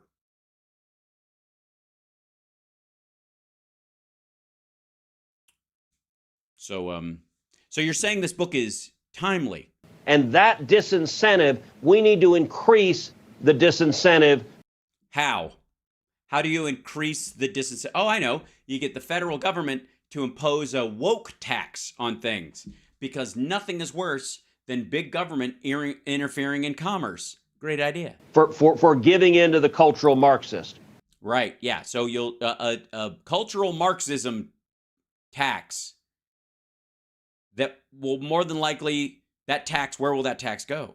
To fund the Department of Education and to pay down the debt on Social Security. So 2 very socially focused programs. Good work. And number 3, Greg. That's as high as he can count. So make it count. I encourage conservatives and libertarians who've been successful in business to so no one you know in government. Invest in the organs of transmission of ideas. The organs of transmission of ideas. Oh, you need a new publisher because they don't want to follow up on this. So you need them to start a publishing company and to pay for your podcast because your influence is fading and somebody in Texas is going to come along that actually looks and sounds like Texas thinks somebody should sound, and they're going to have your office. Okay. Buy a TV station. Yeah, just do that. Fucking listen to this asshole. Listen to... all right. Buy a TV station. Invest in the organs of transmission of ideas. Buy a TV station. Buy a radio station. Yeah, just do that. You know what I mean? Head down to Best Buy. That's what I did, Ted. I bought a TV station. I kind of did, you know? It was a laptop. That was all it was. But hey, here it is. What do you know? And then over time, I started adding shit and little special effects and cut my little window out of this little panel and have a little video moving instead of a static.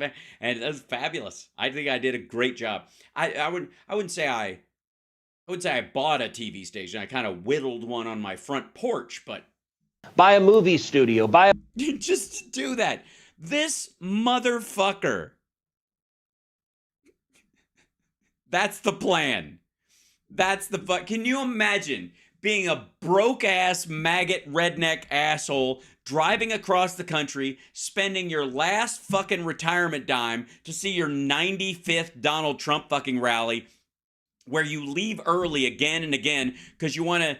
You got to get to sleep because your sciatica is bothering you, but you want to stop by Cracker Barrel on the way back to the Motel 6, and you've heard this part already, and blah, blah, blah, and you choose to get a book on tape because you're not going to read this fucking thing, and it's Ted Cruz's whiny chicken shit voice reading his unwoke to you, and it gets to the big plan at the end, or you fast forward to it, and his plan is... Hey, broke motherfucker from a red state that requires more federal funds than it gives, buy a TV station.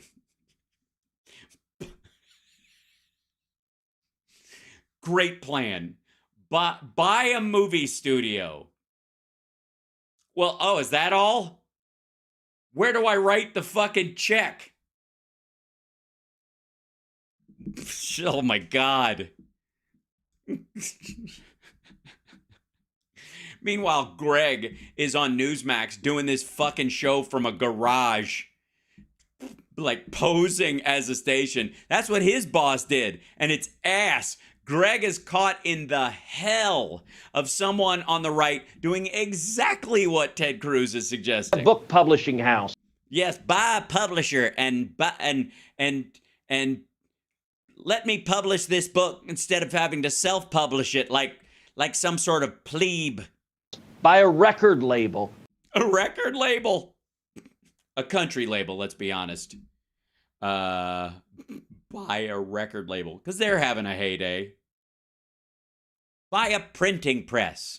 Buy an Aldous lamp. Buy a Morse code station. Jesus Christ. Fight in the world of ideas. And my model for this, by the way, is... Oh, believe me, Ted Cruz every day fights in the world of ideas. He fights to have one, and then he fights with the ones that he has to try and that are so unpopular that if they get out of his fucking mouth, someone will throw him in a van. Elon Musk's buying Twitter. Yeah. And if worse comes to worse, if you can't buy a TV studio or a record label or a printing press or a magazine or a bulletin board group online, buy Twitter. Scoop up $40 billion and buy a social media company and make it worth 12. Was the single... Buy an airline. Buy an NFL, an AFL team. Buy a casino. Try everything Trump tried and failed. Maybe you'll get lucky. Single most important step for... Buy a Mr. Microphone. Popeye in the chat room for the win. Buy... Hey, good looking. I'll be back to pick you up later. Free speech in decades. We need to invest in the battlefield of ideas and not... Invest in the battlefield of ideas. Never have so many important words been used so lamely for such impotent purposes. Not cede the terrain to a leftist monopoly. Oh, I love it. It's fabulous. It's all an unwoke. I've come up with some more modest proposals, like people should write letters to their congressman. Yeah, pathetic. What kind of an asshole thinks that? Post on social media, vote, know your rights. A lot of folks don't know the Eighth Amendment from the Ninth Amendment. Can I? Yeah, like, give us an example. Tell us the Eighth Amendment to the Ninth Amendment. Yeah, tell him Ted is looking at you like you're an asshole right now, and you are. But that doesn't make him a good guy. He's just, trying to sell a book, and you're undermining his purpose for even being on this dipshit show. Ask you this, though. Where was I? What was I saying? If we do that, if we get vocal, I'm suspicious of big tech. They want us watching TV shows and just sitting around and being numb to all this, and watching guys like you on TV wage the fight. We can't do that, can we? We got to get engaged. What? Okay, so wait. Big tech wants people sitting around watching people like Ted Cruz as their brains go numb instead of engaging in the real fight. What? Wait. Let's hold on. Say that again, shithead. Don't know the Eighth Amendment from the Ninth Amendment. Can I ask you this, though? Can I ask you this, though? And insult you at the same time, but be too stupid to notice. If we do that, if we get vocal, I'm suspicious of big tech. They want us watching TV shows and just sitting around and being numb to all this, and watching guys like you on TV wage the fight. We can't do that, can we? We got to get engaged. It's so big tech wants us watching TV. Okay. What? No, they don't. If anything, the big tech companies want us like live tweeting shows, engaging at the same time, multitasking, not just watching a show. That's the point. Meanwhile, this motherfucker's basically saying, like, this is just watching Ted Cruz makes your brain go numb, and we can't sit around watching him. We've got to be engaged. And that engagement is buying television stations. What the ever-loving shit. It's got to be everybody. And it's got to be everyone needs to buy their own television station. Look, big tech, there's a whole chapter on big tech in the... Sure there is. There's not a chapter on medium-sized tech. Pervasive censorship of big tech. And by the way, we're seeing it right now. Look. Are we? Look at what's happening on the headlines right now. We've got, number one, the war on Israel, which is tragic. but we've got anti-Semitic riots and protests at universities across the country. And this is a manifestation of cultural Marxism. Yeah. And not only that. Yeah, but there was a giant pro-Israel march in D.C. There's been, I mean, largely one of the reasons why there are these pro-Palestinian marches, besides, you know, a myriad of factors, is the fact that the vast majority of people do support Israel. You don't have to march if everybody's already on your side about it. It almost points to the fact that they're on the outs, that there are these like pro-Hamas gatherings and shit that are, you know, minor in terms of the greater population. We have big tech. We have institutions like TikTok, controlled by the Chinese communists, that are pushing pro-Hamas propaganda and are brainwashing young people. Right, but I mean, I would argue that's more of an argument for public education than against it, which you guys keep defunding. And that underscores the need to fight back, because this. Fight back with what? Buy TikTok. This is exactly what the cultural Marxists are seeking to do, and if we don't fight back. What do you mean fight back? Buy TikTok? How much is it? Honestly, I mean, I was just getting my penny jar together. We're going to wake up and the country's gone. So no, I think when you wake up tomorrow, the country will still be there. I'm just saying, but it won't be gone in the night. So I think it's almost 2 years ago you raised these questions with the FBI about January 6th. These questions still have not been answered. Not answered today by Director Wray. Yeah, but that might be because they're ridiculous questions with no actual answer possible. This was a remarkable moment. I'll never forget it. You with a senior FBI official. Let's take a look at that. Ms. Sandberg, I want to turn to January 11th, 2022. The FBI. How many FBI agents or confidential informants actively participated in the events of January 6th? Sir, I'm sure you can appreciate that I can't go into the specifics of sources and methods. Did any FBI agents or confidential informants actively participate? Yeah, and I know why you picked this clip, because the echo is just fucking magic. The events of January 6th, yes or no? Yes or no? Sir, I can't answer that. Did any FBI agents or confidential informants commit crimes of violence? Here's a good idea. How about asking the question, did any FBI agents, just say that, engage in any of these things? Because in that situation, she will say unequivocally no. Christopher Wray has answered that question. But by adding the confidential informants and the FBI agents, that now gloms them together where she can't parse them out. And by saying no to one, which is a definitive, will accidentally say yes to the other. So you have to give this vague, overarching answer. Violence on January 6th. I can't answer that, sir. Did any FBI agents or FBI informants actively encourage and incite crimes of violence on January 6th? Sir, I can't answer that. It's just amazing. And right. Because the informants themselves, the question is, what constitutes that, and if they did it, and the answer is like who actually is an informant, and then they'll go nope, or yes, this one person said something that we construed as that, and then later they became an informant, like the night before. That would be what's that dude's name? The guy that everybody was like harping on for a while. The night before, he's like, we need to go into the Capitol, and the next day he's talking that guy out of it. And the idea is that he was like, oh fuck, this is going to turn into something awful, and he became an FBI informant on the day. That kind of shit. Now they're kind of saying, well, we didn't orchestrate anything, but they won't go any further than that. Right. Because I guess they don't want their informants to get killed, or there's still informants in some of these organizations, and they're ongoing criminal cases against a bunch of these folks. My sense is they had people there, and those people did not do anything to prevent the attack. Call for backup. Call for more reinforcements. Call for more reinforcements. Call for backup. That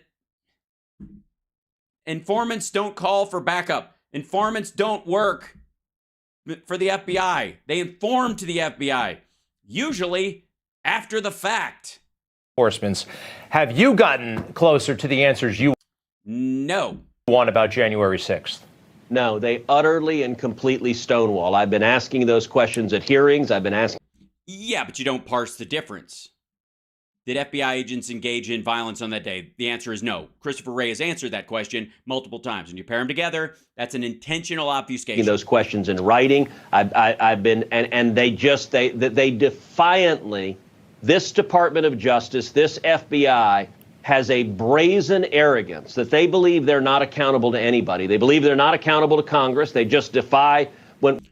Well, they also don't want to talk about sources and methods because they don't want these ongoing organizations like the Proud Boys and others that are still operating in other capacities to know that somebody among them might be, even if they were present on January 6th, might be an informant for the FBI.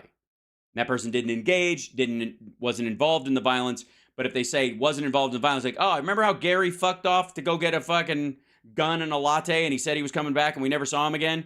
Maybe it's him. And then he fucking ends up in a ditch. When we ask them questions, they do what you just saw right there. They refuse to answer. But they fundamentally believe they're not accountable to the American people. And this. No, they just don't want to give up their informants in public because it will get those people killed. This is something also that I discuss in this new book on. No doubt. Thank God. What chapter is this? How to get your head in your own ass with a shoehorn? Woke is the takeover of the cultural Marxist of government, the weapon. Oh, I see. So I think I've discovered what the problem is besides your face. It might be that on the day, on January 6th, the informants self-identified, if you will, in a very woke way, self-identified as maggots. And then later on that day, they became sort of like pan party. You know, they don't know which side they're on. They became pan leftists or, pan directional.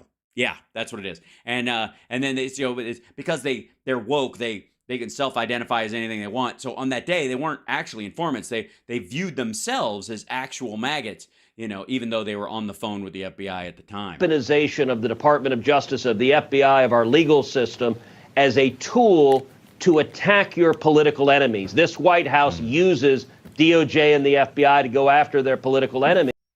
Well, technically speaking, their quote-unquote political enemies are crimey criminals. I mean, technically, I would argue that Rudy Giuliani would have argued at one point when he actually had some sense of, I don't know, intelligence about him, God knows when that was, that the politics of Gotti's popularity in New York, for example, or the Italian mob, the Gambino family or any of the other five families, that the politics that they controlled there amongst the people and themselves made them a political enemy of the AG of New York and the DA's office and that kind of stuff, wouldn't you say? And so they trying to lock up their political enemies. And right now they just happen to be guilty of crimes. Is zero accountability. And I got to say, Senate Democrats don't want to know the answer to those questions. And so I'm going to keep pressing. But the real way to get accountability is we've got to win. We've got to read this book. We've got to win using unpopular ideas. And if we can't make our ideas popular, buy a radio station, buy a record label, and learn to sing. In November, a year. Notice he never said take singing lessons. It's a weird thing to me that they never bothered to learn how to act, become an influencer from now, and put new leadership in there that cleans house. Yeah, that's what'll happen. Because there are hard partisans that have burrowed in. You know it. And that are utterly defiant of the rule of law. Your job is in the Constitution. The assistant FBI director's job is not. Yes, it is. Congress can establish and the administrative state can establish any roles they need necessary for the furtherance of government, motherfucker. You think at that point, well then shit, let's just go back to what the founders meant about the Second Amendment. And anything that can hold two bullets is impossible. See her sitting there not answering the questions. Hey, do me 10 seconds. If you get majority. Do you? 10 seconds? It's 9 more seconds than he needs there, buddy. Party again, if saner heads prevail and you're back in power in a real way, you already have plenty of influence. Ashley Babbitt, are you as concerned as I am and a lot of our viewers are that we don't know nearly enough about that case? And what? It happened on fucking video, dum-dum. What do you mean about that case? What? This is what you're bringing up? How the fuck?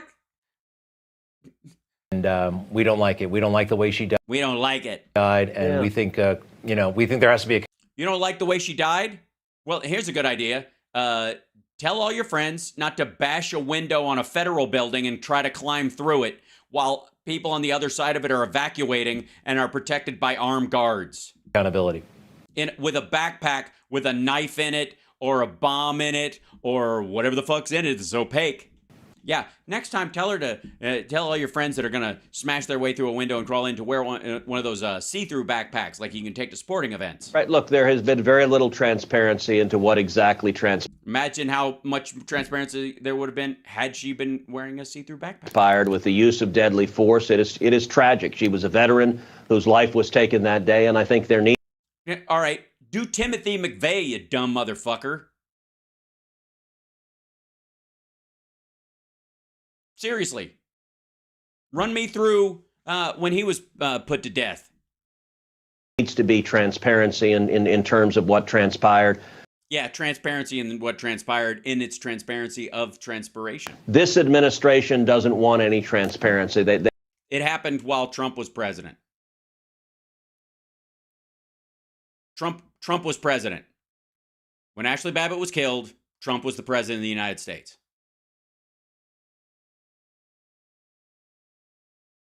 What and by the way, that was January 6th. He had a couple of weeks. He could have immediately reacted and said, "We need a special counsel to deal with what happened on that day." Did he? Nope. They want to cover up what stuff that happened while Trump was president. What happened that day, and they do. Oh, they do? Deliberately conflate acts of violence by a limited number of people, and if you a limited number. 3,000 to 4,000 of them. Commit an act of violence, regardless of your politics. If you're left wing, right wing, or wherever you are, if you assault a police officer, you should go to jail. But they deliberately conflate acts of violence with peaceful protests. She punched a guy so she could be first through that fucking window. I don't know if you guys saw that, but in the video, when they're bashing on the glass, he's practically through and they're smashing it. And then this guy's starting to go. She hits him and goes through herself and gets killed. Tens of thousands of people on January 6th that were there exercising their First Amendment right. Yes. None of them stepped 1 foot on the Capitol grounds. And anybody who was in the Capitol at that point stepped over the blood of police officers and their fellow maggots to get in there. This whole idea, well, all we did was walk around. Who the fuck do you think bashed in the goddamn door? And the Biden Justice Department wants to smear every one of them. It's profoundly cynical. No, they don't.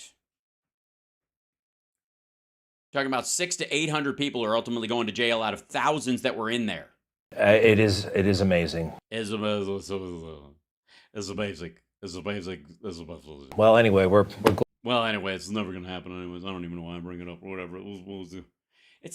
I got to say, this strikes me as like, it's like Greg Kelly is attached to this picture of her. Like, there could have been somebody for me and it might have been her, and he's emotionally attached to it or something like that. Because this is pretty fucking cut and dry. That whole experience, that whole thing. You can see people evacuating in the background. You can see a mob breaking through there. They have barricaded the fucking door. Another guy was all set to go through the window. She punches him and goes through and gets shot. And anybody else who had followed, by the way, was going to get shot too. If somebody had, if there had been another person there who was like, oh, fuck this, and they went through, they'd have gotten shot too. That motherfucker would have had to, the guard would have had to shoot until he was out of rounds and then been overwhelmed. And they were still evacuating Congress people and staff down the hall. You could fucking see them. Glad we've got guys like you out there fighting. Yeah, guys out like you with big butch voices and hairy chins, man. This fight, Ted Cruz. The book is Ted Cruz. I wrote it down here somewhere. Unwoke. How to Unwoke. Fucking lame. How do you turn that book in, Ted, and not feel your dick shrivel as you push it across the desk at the publisher? I'm kidding. Also, real quick, on the is it just shitty graphics, or does it look like this book has no binding? defeat cultural Marxism in America, Senator Cruz. Many, many thanks. The bridge on it, it just looks like a sandwich of bullshit. Like it's supposed to have a. Oh, Chip, what is it, buddy? You guys hear that? Hold on one second. One moment. Chip, boys, what is it, buddy? Hi. What's it going on?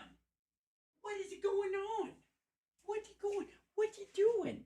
What's the chipper doing? What is he doing? What's he doing? Why are you whining? What's the matter? What's your chipper to do? What are you doing? Huh? What you doing? You're like, you're done. Show is over. Come give me a snack. What's going on? What's going on? Hi, buddy. What's your buddy to do? What's your buddy to do? What's my buddy doing? What's my buddy doing? What did he do? Hi. Meow. Oh. I'll get you a snack in just a second. I've got, can I finish up the show? I'll tease one thing and then I'll get you a snack. Is that cool, everybody?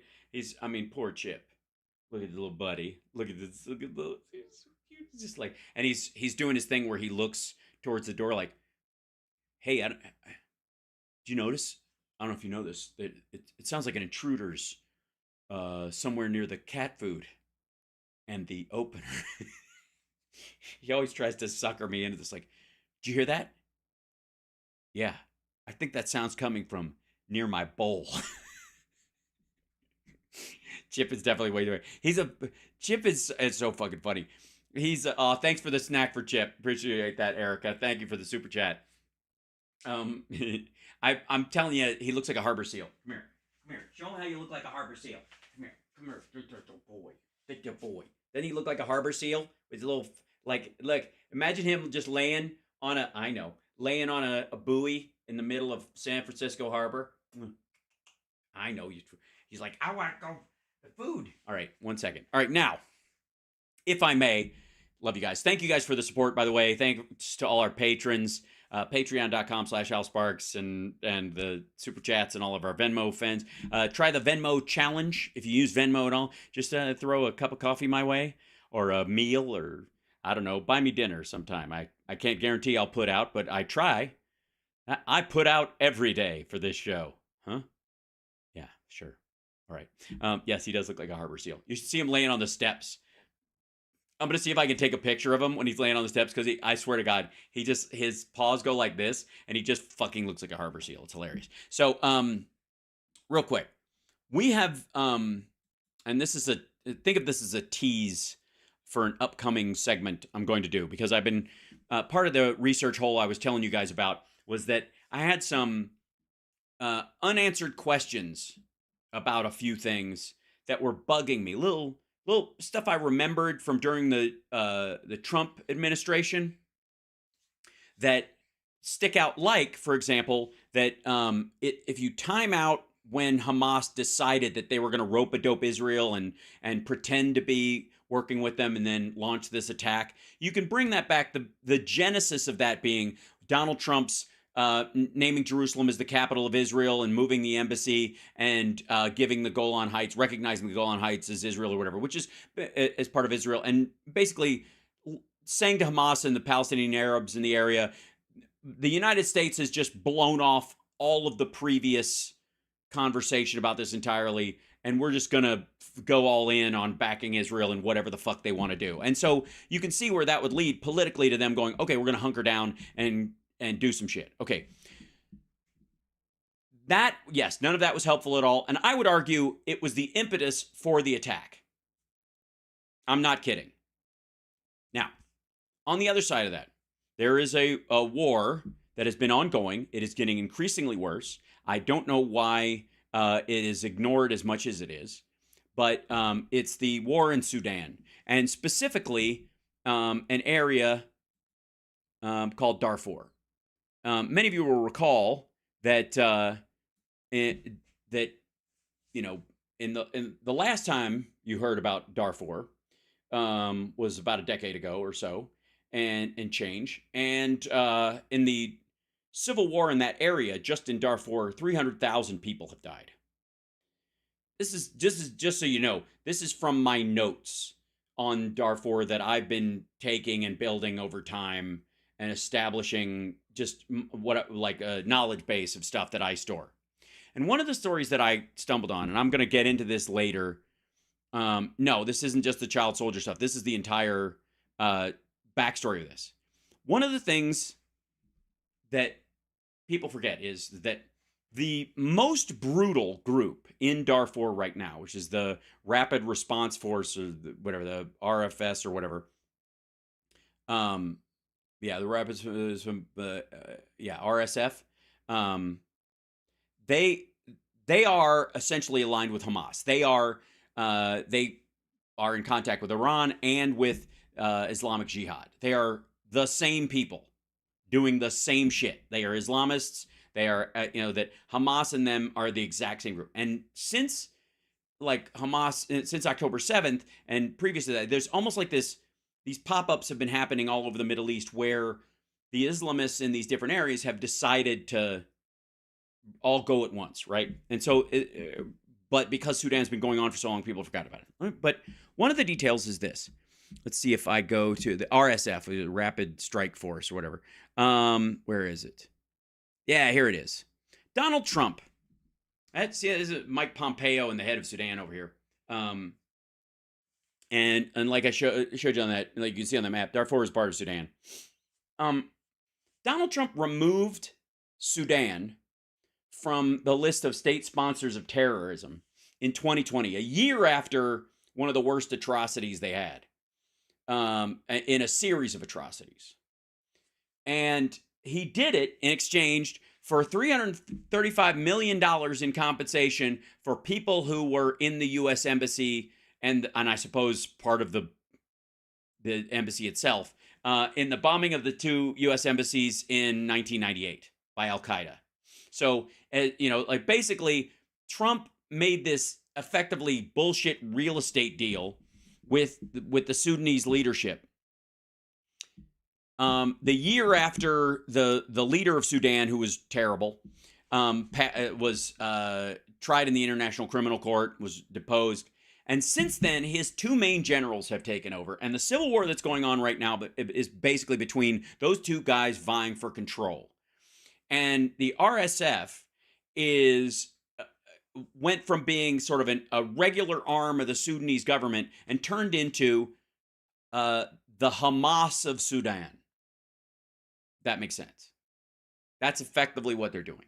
And everything you saw Hamas do on October 7th, the RSF is doing across all of Darfur and has been doing it for years, but for months lately. Since April, it has been just nonstop.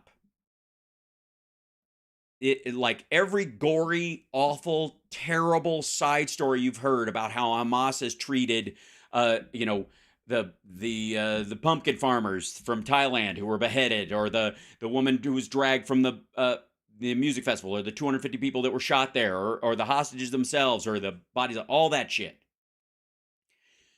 That has been happening constantly in Darfur for months.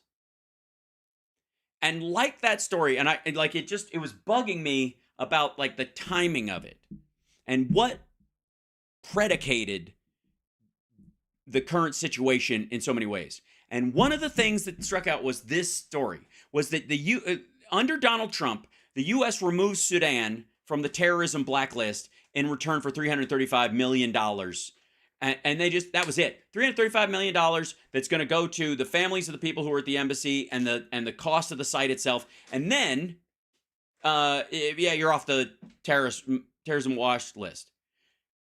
That was when Sudan had already been normalizing relationships with Iran, and they became a conduit starting with this, to Hamas. Islamists getting Iranian money and sending it to Hamas through Sudan. It's just one of the other pathways that opened up for Iran to finance what happened on October 7th through this area. And by dumping Russian guns all over the fucking place. Because if you look at some of the horrifying footage, and I've seen far too much of it in research for this stuff over the last couple of months, they're all AK-47s. What is the terrorist list anyways? It's for state sponsors of terrorists. Those are states that provide direct payments to terrorist organizations. Cuba, Iran, North Korea, and I forget what the fourth one is right now. But Sudan was the fifth on that list.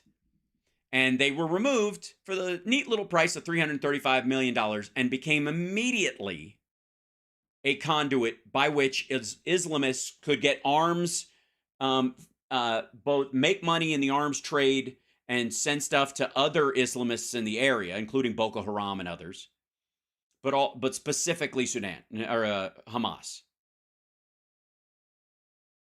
It seems that Donald Trump's slapdash bullshit approach to Israel specifically was the bend point on a lot of this stuff, especially the giving of the Golan Heights and the recognition of Jerusalem and all that shit, and then just like it meant nothing. There's not going to be fighting, and they were like, okay, fuck this, we're knuckling down, and this is going to be the thing. This is going to be And look at Pompeo standing there like a fucking grinning dipshit. I got $335 million dollars when the United States could pay that out to our embassy employees as part of a budgetary extension at some point, call it a fucking day, and not have to remove these guys from the terrorism blacklist, which a couple of years later, the whole place is awash in guns and bombs and militias, and it's a horror show.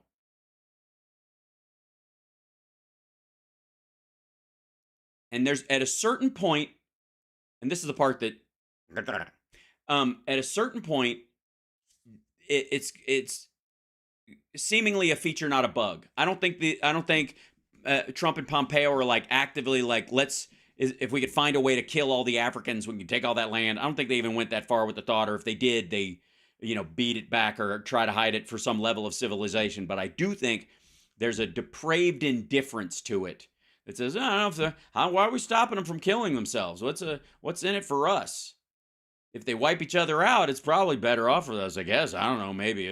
Let's just stay the fuck out of it and let them wipe themselves out. And that has been devastating in a ripple effect across the region. And that's just one aspect of this story.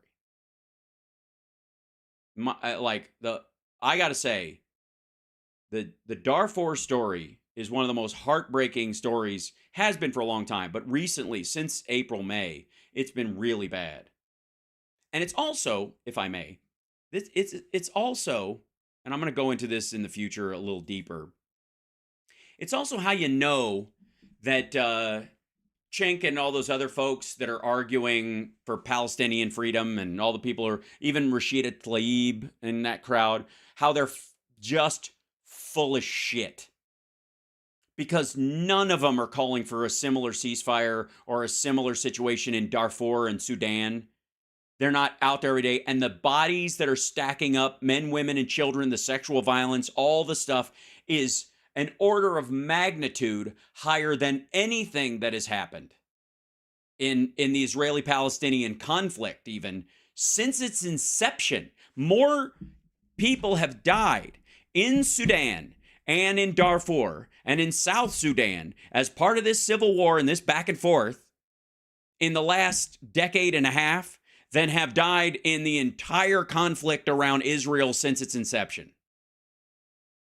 Syria, yes, Syria is the fourth country. Thank you, DB Golding. Yeah, they were the other state sponsor of terror and still are. No problem. Thanks. Oh, that's funny. The thing thought I said its name, not the country Syria. That's awkward. They don't sell a lot of HomePods in Syria, I'm guessing. Yeah. So I never give Alexei Navalny any Amazon digital items. Anyways, so yes, it's one of the least reported stories. And it is fucking brutal. It's the bombs in the dense population, even in the Palestinian territories, isn't coming anywhere near it because the people have largely broomed out. That's another story. It's what I would call the first annual Gaza sausage fest storyline that I kind of pointed out, which has gotten worse in the news coverage over the last little bit. But there needs to be more attention on Darfur. The UN itself is distracted in its own dick-wagging contest about how much more anti-Israel they can be, or how like artificially supportive they can be of the Palestinians, which they fucking aren't, or they would insist that Egypt, Lebanon, and the and the other surrounding countries would take in some of these folks during the Hamas war, but they're not. They don't care. And Syria wants the Gaza Strip, so it doesn't want the people to leave and be able to be put back in. They want effectively Israel to be pushed to the edge of killing the Palestinians in the Gaza Strip so that they can eventually have it and claim it as their old land left over from that shit. There's, like the real estate back and forth about this shit is super obvious. And the idea that most people think Jordan is a country that outdates all these other countries when it was formed in 1949 is ridiculous. One more thing. This is kind of related to this. Let me see if I can. There we go. On politics and the thing that I do, and I just have way too many notes because I'm a crazy person. Yeah. So this is a little thing. I've been gathering these stories in the last couple of days, and you've seen a couple of them, but I call it the first annual Gaza Sausage Fest. And there was this one. Yeah. I'll show you an example. One of the things that you hear, and one of the things I think it would motivate people to care more about this, is women and children and innocent civilians being killed in Gaza, and the recognition that that is what is happening.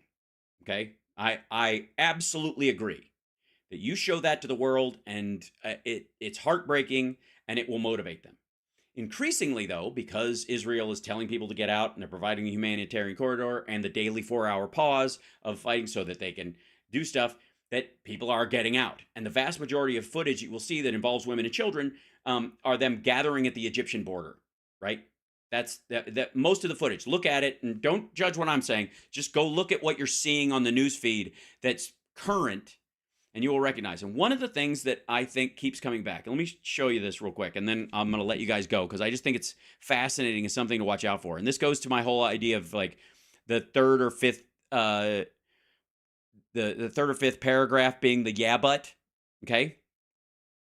Always important to recognize that. This is now happening in picture form, and I'll show you. Okay, so this is from a story from the Washington Post called "Israeli Soldiers Search Gaza's Shifa with Scant Evidence of Hamas." The Washington Post. Okay, so they found the kit and all that kind of stuff in the hospital. There's a compound around the hospital that is several medical buildings. It's not just the hospital. And so the tunnel is more than likely in one of the buildings that has snipers' nests in it. If you look at any of the pictures of the hospital, people show you the outside of the hospital. Look at the tops of the buildings. And the local buildings around the Al-Shifa hospital, there's like 2 or 3 buildings that have these bricks popped out at the right below windows on the side, okay? And those are snipers' nests.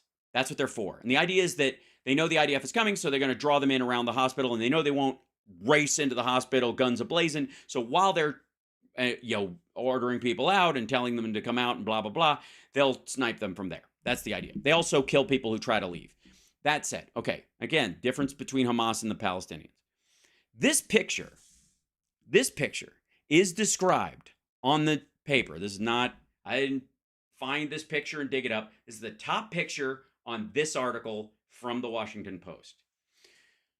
The title of this picture, if you read the description, people mourn while collecting the bodies of Palestinians killed in Israeli raids on Thursday in Khan Yunis, Gaza. People mourn while collecting the bodies of Palestinians killed in Israeli raids on Thursday in Khan Yunis. I believe men are people, but they aren't the only kind of people. And in this particular picture, this is Hamas fighters mourning a dead Hamas fighter. That's what this is. This guy is wearing a fucking UN vest. And I'll bet you dollars to donuts, he's not actually a UN worker. As a matter of fact, there's a very strong chance they fucking killed the person who was wearing that vest. But specifically, this is not a bunch of random Gazan civilians mourning the death of a random human being. These are Hamas fighters. This is, let me see if I can, hold on. I'll see if I can drag this picture off real quick. Where'd you go, you rat? Can I? No, I can't. Yeah, I'll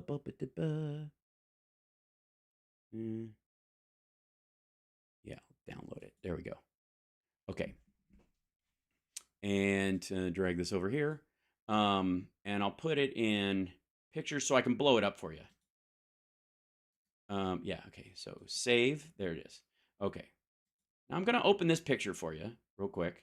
And again, this is not to take away from what the Palestinians are going through, what it means to be, in this situation on their behalf. Like, none of that. It is crucial that why is this picture not doing? Why does it not want to do? Okay, hold on. I'm going to open up the article itself. Give me a second. I'll pop it open in here, and then I'll be able to drag it out. There you go. Yeah. Okay. So here's and they changed it, by the way. This is the updated picture. Still, this is them. People collect the bodies of Palestinians killed in Israeli raids in Khan Yunis on the Gaza Strip. This is the swapped out picture. This is the one they originally had. This is the one they followed up on. Now, still, that is a guy. This is a boy. This is a boy. This is a boy. These are men using young boys as runners in a war. There they are. So this is the other picture of it. And by the way, still the caption. People mourn Thursday while collecting the bodies of Palestinians killed in Israeli raids in Khan Yunis. Whether or not that's actually them or not is anybody's fucking guess. Hold on. Open it with photos. I think it can open. Let me see. Where's that picture not want to open? It's weird. Oh, it's listed as a video file? You jerk. Save image. All right, I'm going to try and save this on something. Hold on.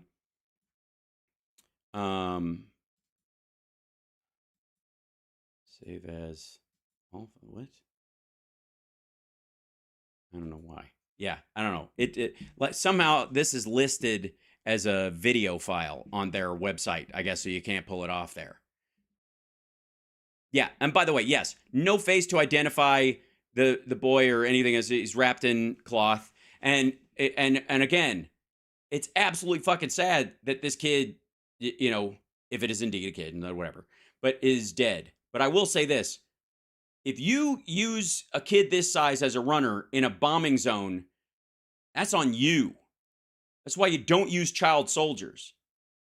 But and then they show this other. Smoke rises after an Israeli strike on the Gaza Strip on Thursday. Now, look at the area around this. The Gaza Strip, we think of it as more like the industrialized area or whatever. This is an outer area on the border region of it. The thing I'm trying to tell you is that the Washington Post and the New York Times right now is telling a really cattywampus story about what you're actually seeing in these situations. And it is crucial to recognize that and to not let your empathy be weaponized and turned against you and not see a balance of the conversation you're having. Again, people collect the bodies. No, men collect the bodies of other men and boys that are killed in this area. Because the men are staying behind to fight and they are making a good portion of the boys do it.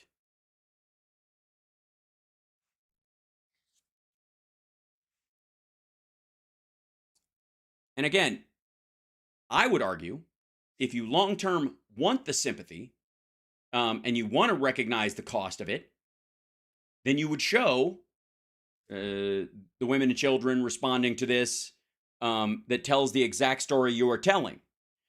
When you have pictures like this that are in direct contrast to the story that you're telling, it won't last long. You can't maintain a lie like that. And it ultimately undercuts the value of it. It's why people breeze past the story eventually and don't pay attention. And by the way, women and kids have died in the attacks. I know. And they're photographing all over the place.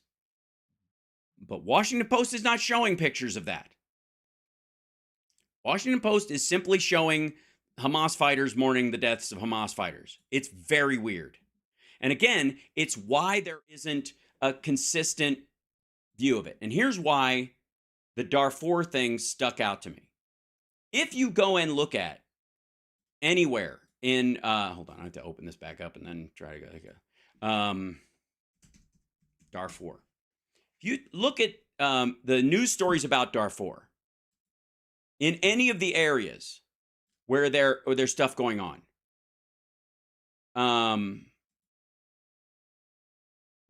about refugees, paramilitary groups fighting, and again, the death toll on civilians in the Darfur region has far outweighed anything on either side of the Israeli-Hamas fight. Okay, completely. Every picture you will see in this, if you look at into the Darfur region, looks like this. And it's fucking heartbreaking. That's a woman. That's a woman. That's a woman. That's a young man. That's a slightly older man. Sudanese woman mourning a relative she said was killed by the paramilitary rapid support forces. In El Geneina, the city where she's from, they went door to door just slaughtering people. All of the pictures, there's a woman walking. Most of this is just completely fucking gutted. This is the market near, in North Darfur. This is what the Washington Post would call a bunch of I don't know, North Sudanese civilians are arguing their political position. That's the point I'm trying to make. There's a difference between these kind of shots and you're telling a story in this kind of situation, which is these are the military heads traveling around in utter comfort while this is happening. This is what I'm talking about. This is the part that should be making news. This is the part that moves people. This is the part that, is indicative of the circumstance that these folks are going through. And for whatever reason, when it comes to the Israeli-Palestinian issue, and they're getting tons of, footage and photographs out of these areas, very little of it looks like this. And there's only two reasons why that could be. One, they aren't getting it because they're working with, the Hamas embedded journalists who are only letting out the pictures that the other guys want. The other reason is because they just don't think people will notice. This is what's happening in Darfur and the southern regions of Sudan is just like it's one of the things where like when I get talking about it, I get riled up about it because it just is going on under the radar. And what really stuck, in following that kind of, Trump allowing Israel to take the Golan Heights and Jerusalem and the embassy, you can directly track what happened with Hamas to that. And you can also directly track Trump and Pompeo taking Sudan off the terror watch list and just going, fuck it, we don't really care, throwing the whole thing to the wind to this situation that's happening right now. These kind of decisions do matter. and yes, the Wagner Group is involved in Sudan, but they're more involved in stealing gold from North Sudan and Darfur and sneaking it into Chad and like just the surrounding countries. They just kind of ferret it out. They're just stealing from Sudan during the war. They roll in, guns blazing, and just pack shit in and fuck off. It's really awful. As a matter of fact, you could argue that Prigozhin and the Wagner Group were financing some of the Russian war machine in the beginning by the gold they were stealing from this area. So yeah, I like Donald Trump's laissez-faire foreign policy attitude.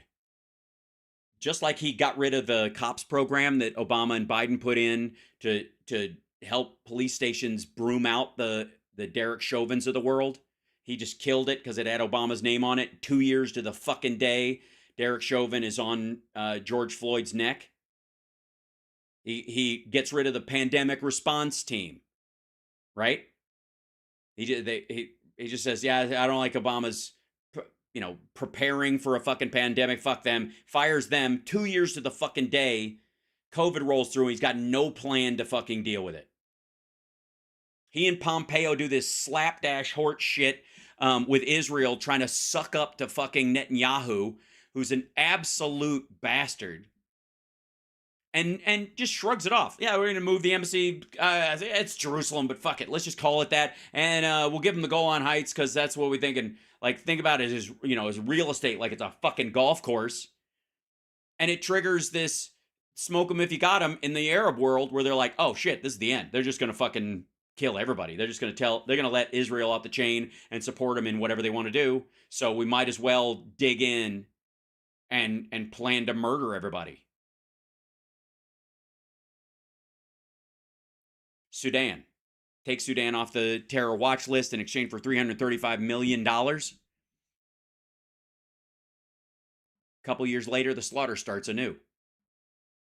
Because they're no longer in the terror watch list, not only can they interact with all these other terrorist countries and the Islamists around them, but they can shuttle money and guns and all kinds of shit in there, and it restarts the civil war anew. Like fucking clockwork.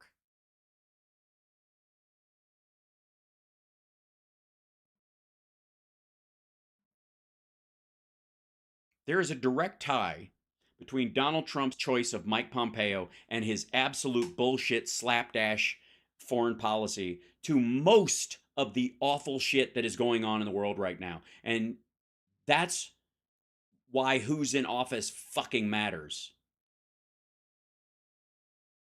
Fuck, Trump teed up the Russia-Ukraine invasion.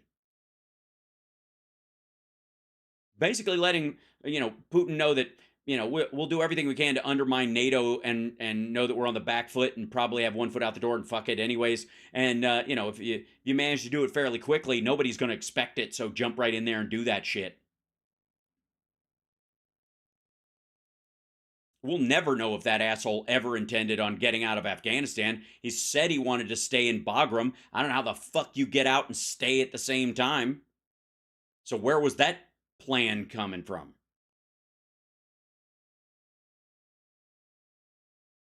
Trump planted these fucking foreign policy IEDs everywhere while he was in office. And if he didn't do it himself, he didn't care enough or was invested enough while other people amongst him who were just as fucking evil or worse went, this motherfucker's not going to care. Let's wreck this too.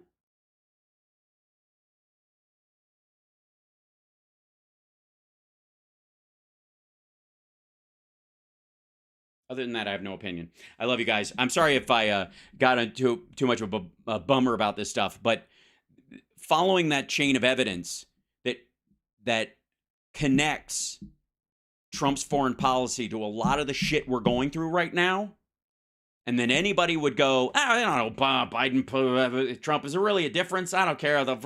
Fuck you. Biden got us out of Afghanistan. He didn't start Russia and Ukraine. It's to the shock of Russia and everyone else that Ukraine is kicking Russia's ass with our help. They were basically assured no one would come to their rescue. Arguably the same thing with Israel. They just cut them off the chain. They can do whatever the fuck they want. And Hamas reacted as such.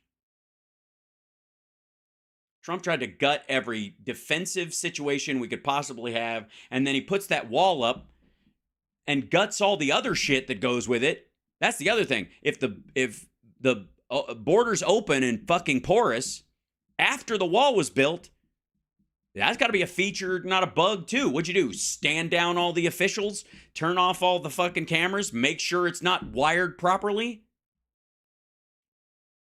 Hashtag the best people.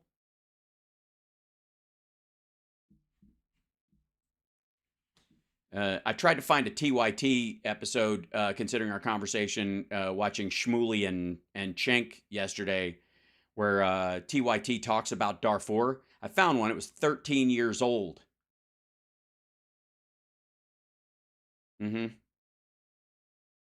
Just saying. Love you guys.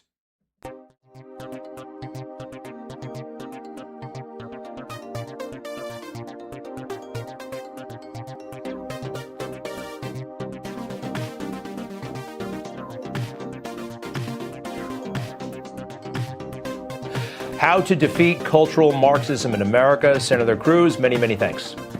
Greg, thank you very much. And let me say to all your viewers, the book is in every bookstore. It's on Amazon.com. Buy a copy. It's fun. It's readable. And I'll mention to you, Christmas is just around the corner. It makes a great Christmas gift. Buy a copy for your mom. Buy it for your best friend. Even better, buy it for your crazy left-wing neighbor to try to knock some sense into him. And even better than that, buy it for your kids and grandkids so they can understand the garbage that people are trying to indoctrinate them with. All right, I'm doing the best I can. I already bought one book. I'll buy a few more now. Senator Cruz, thank you. Spectacular. Okay. Thanks, Greg. We'll be right back. You bet.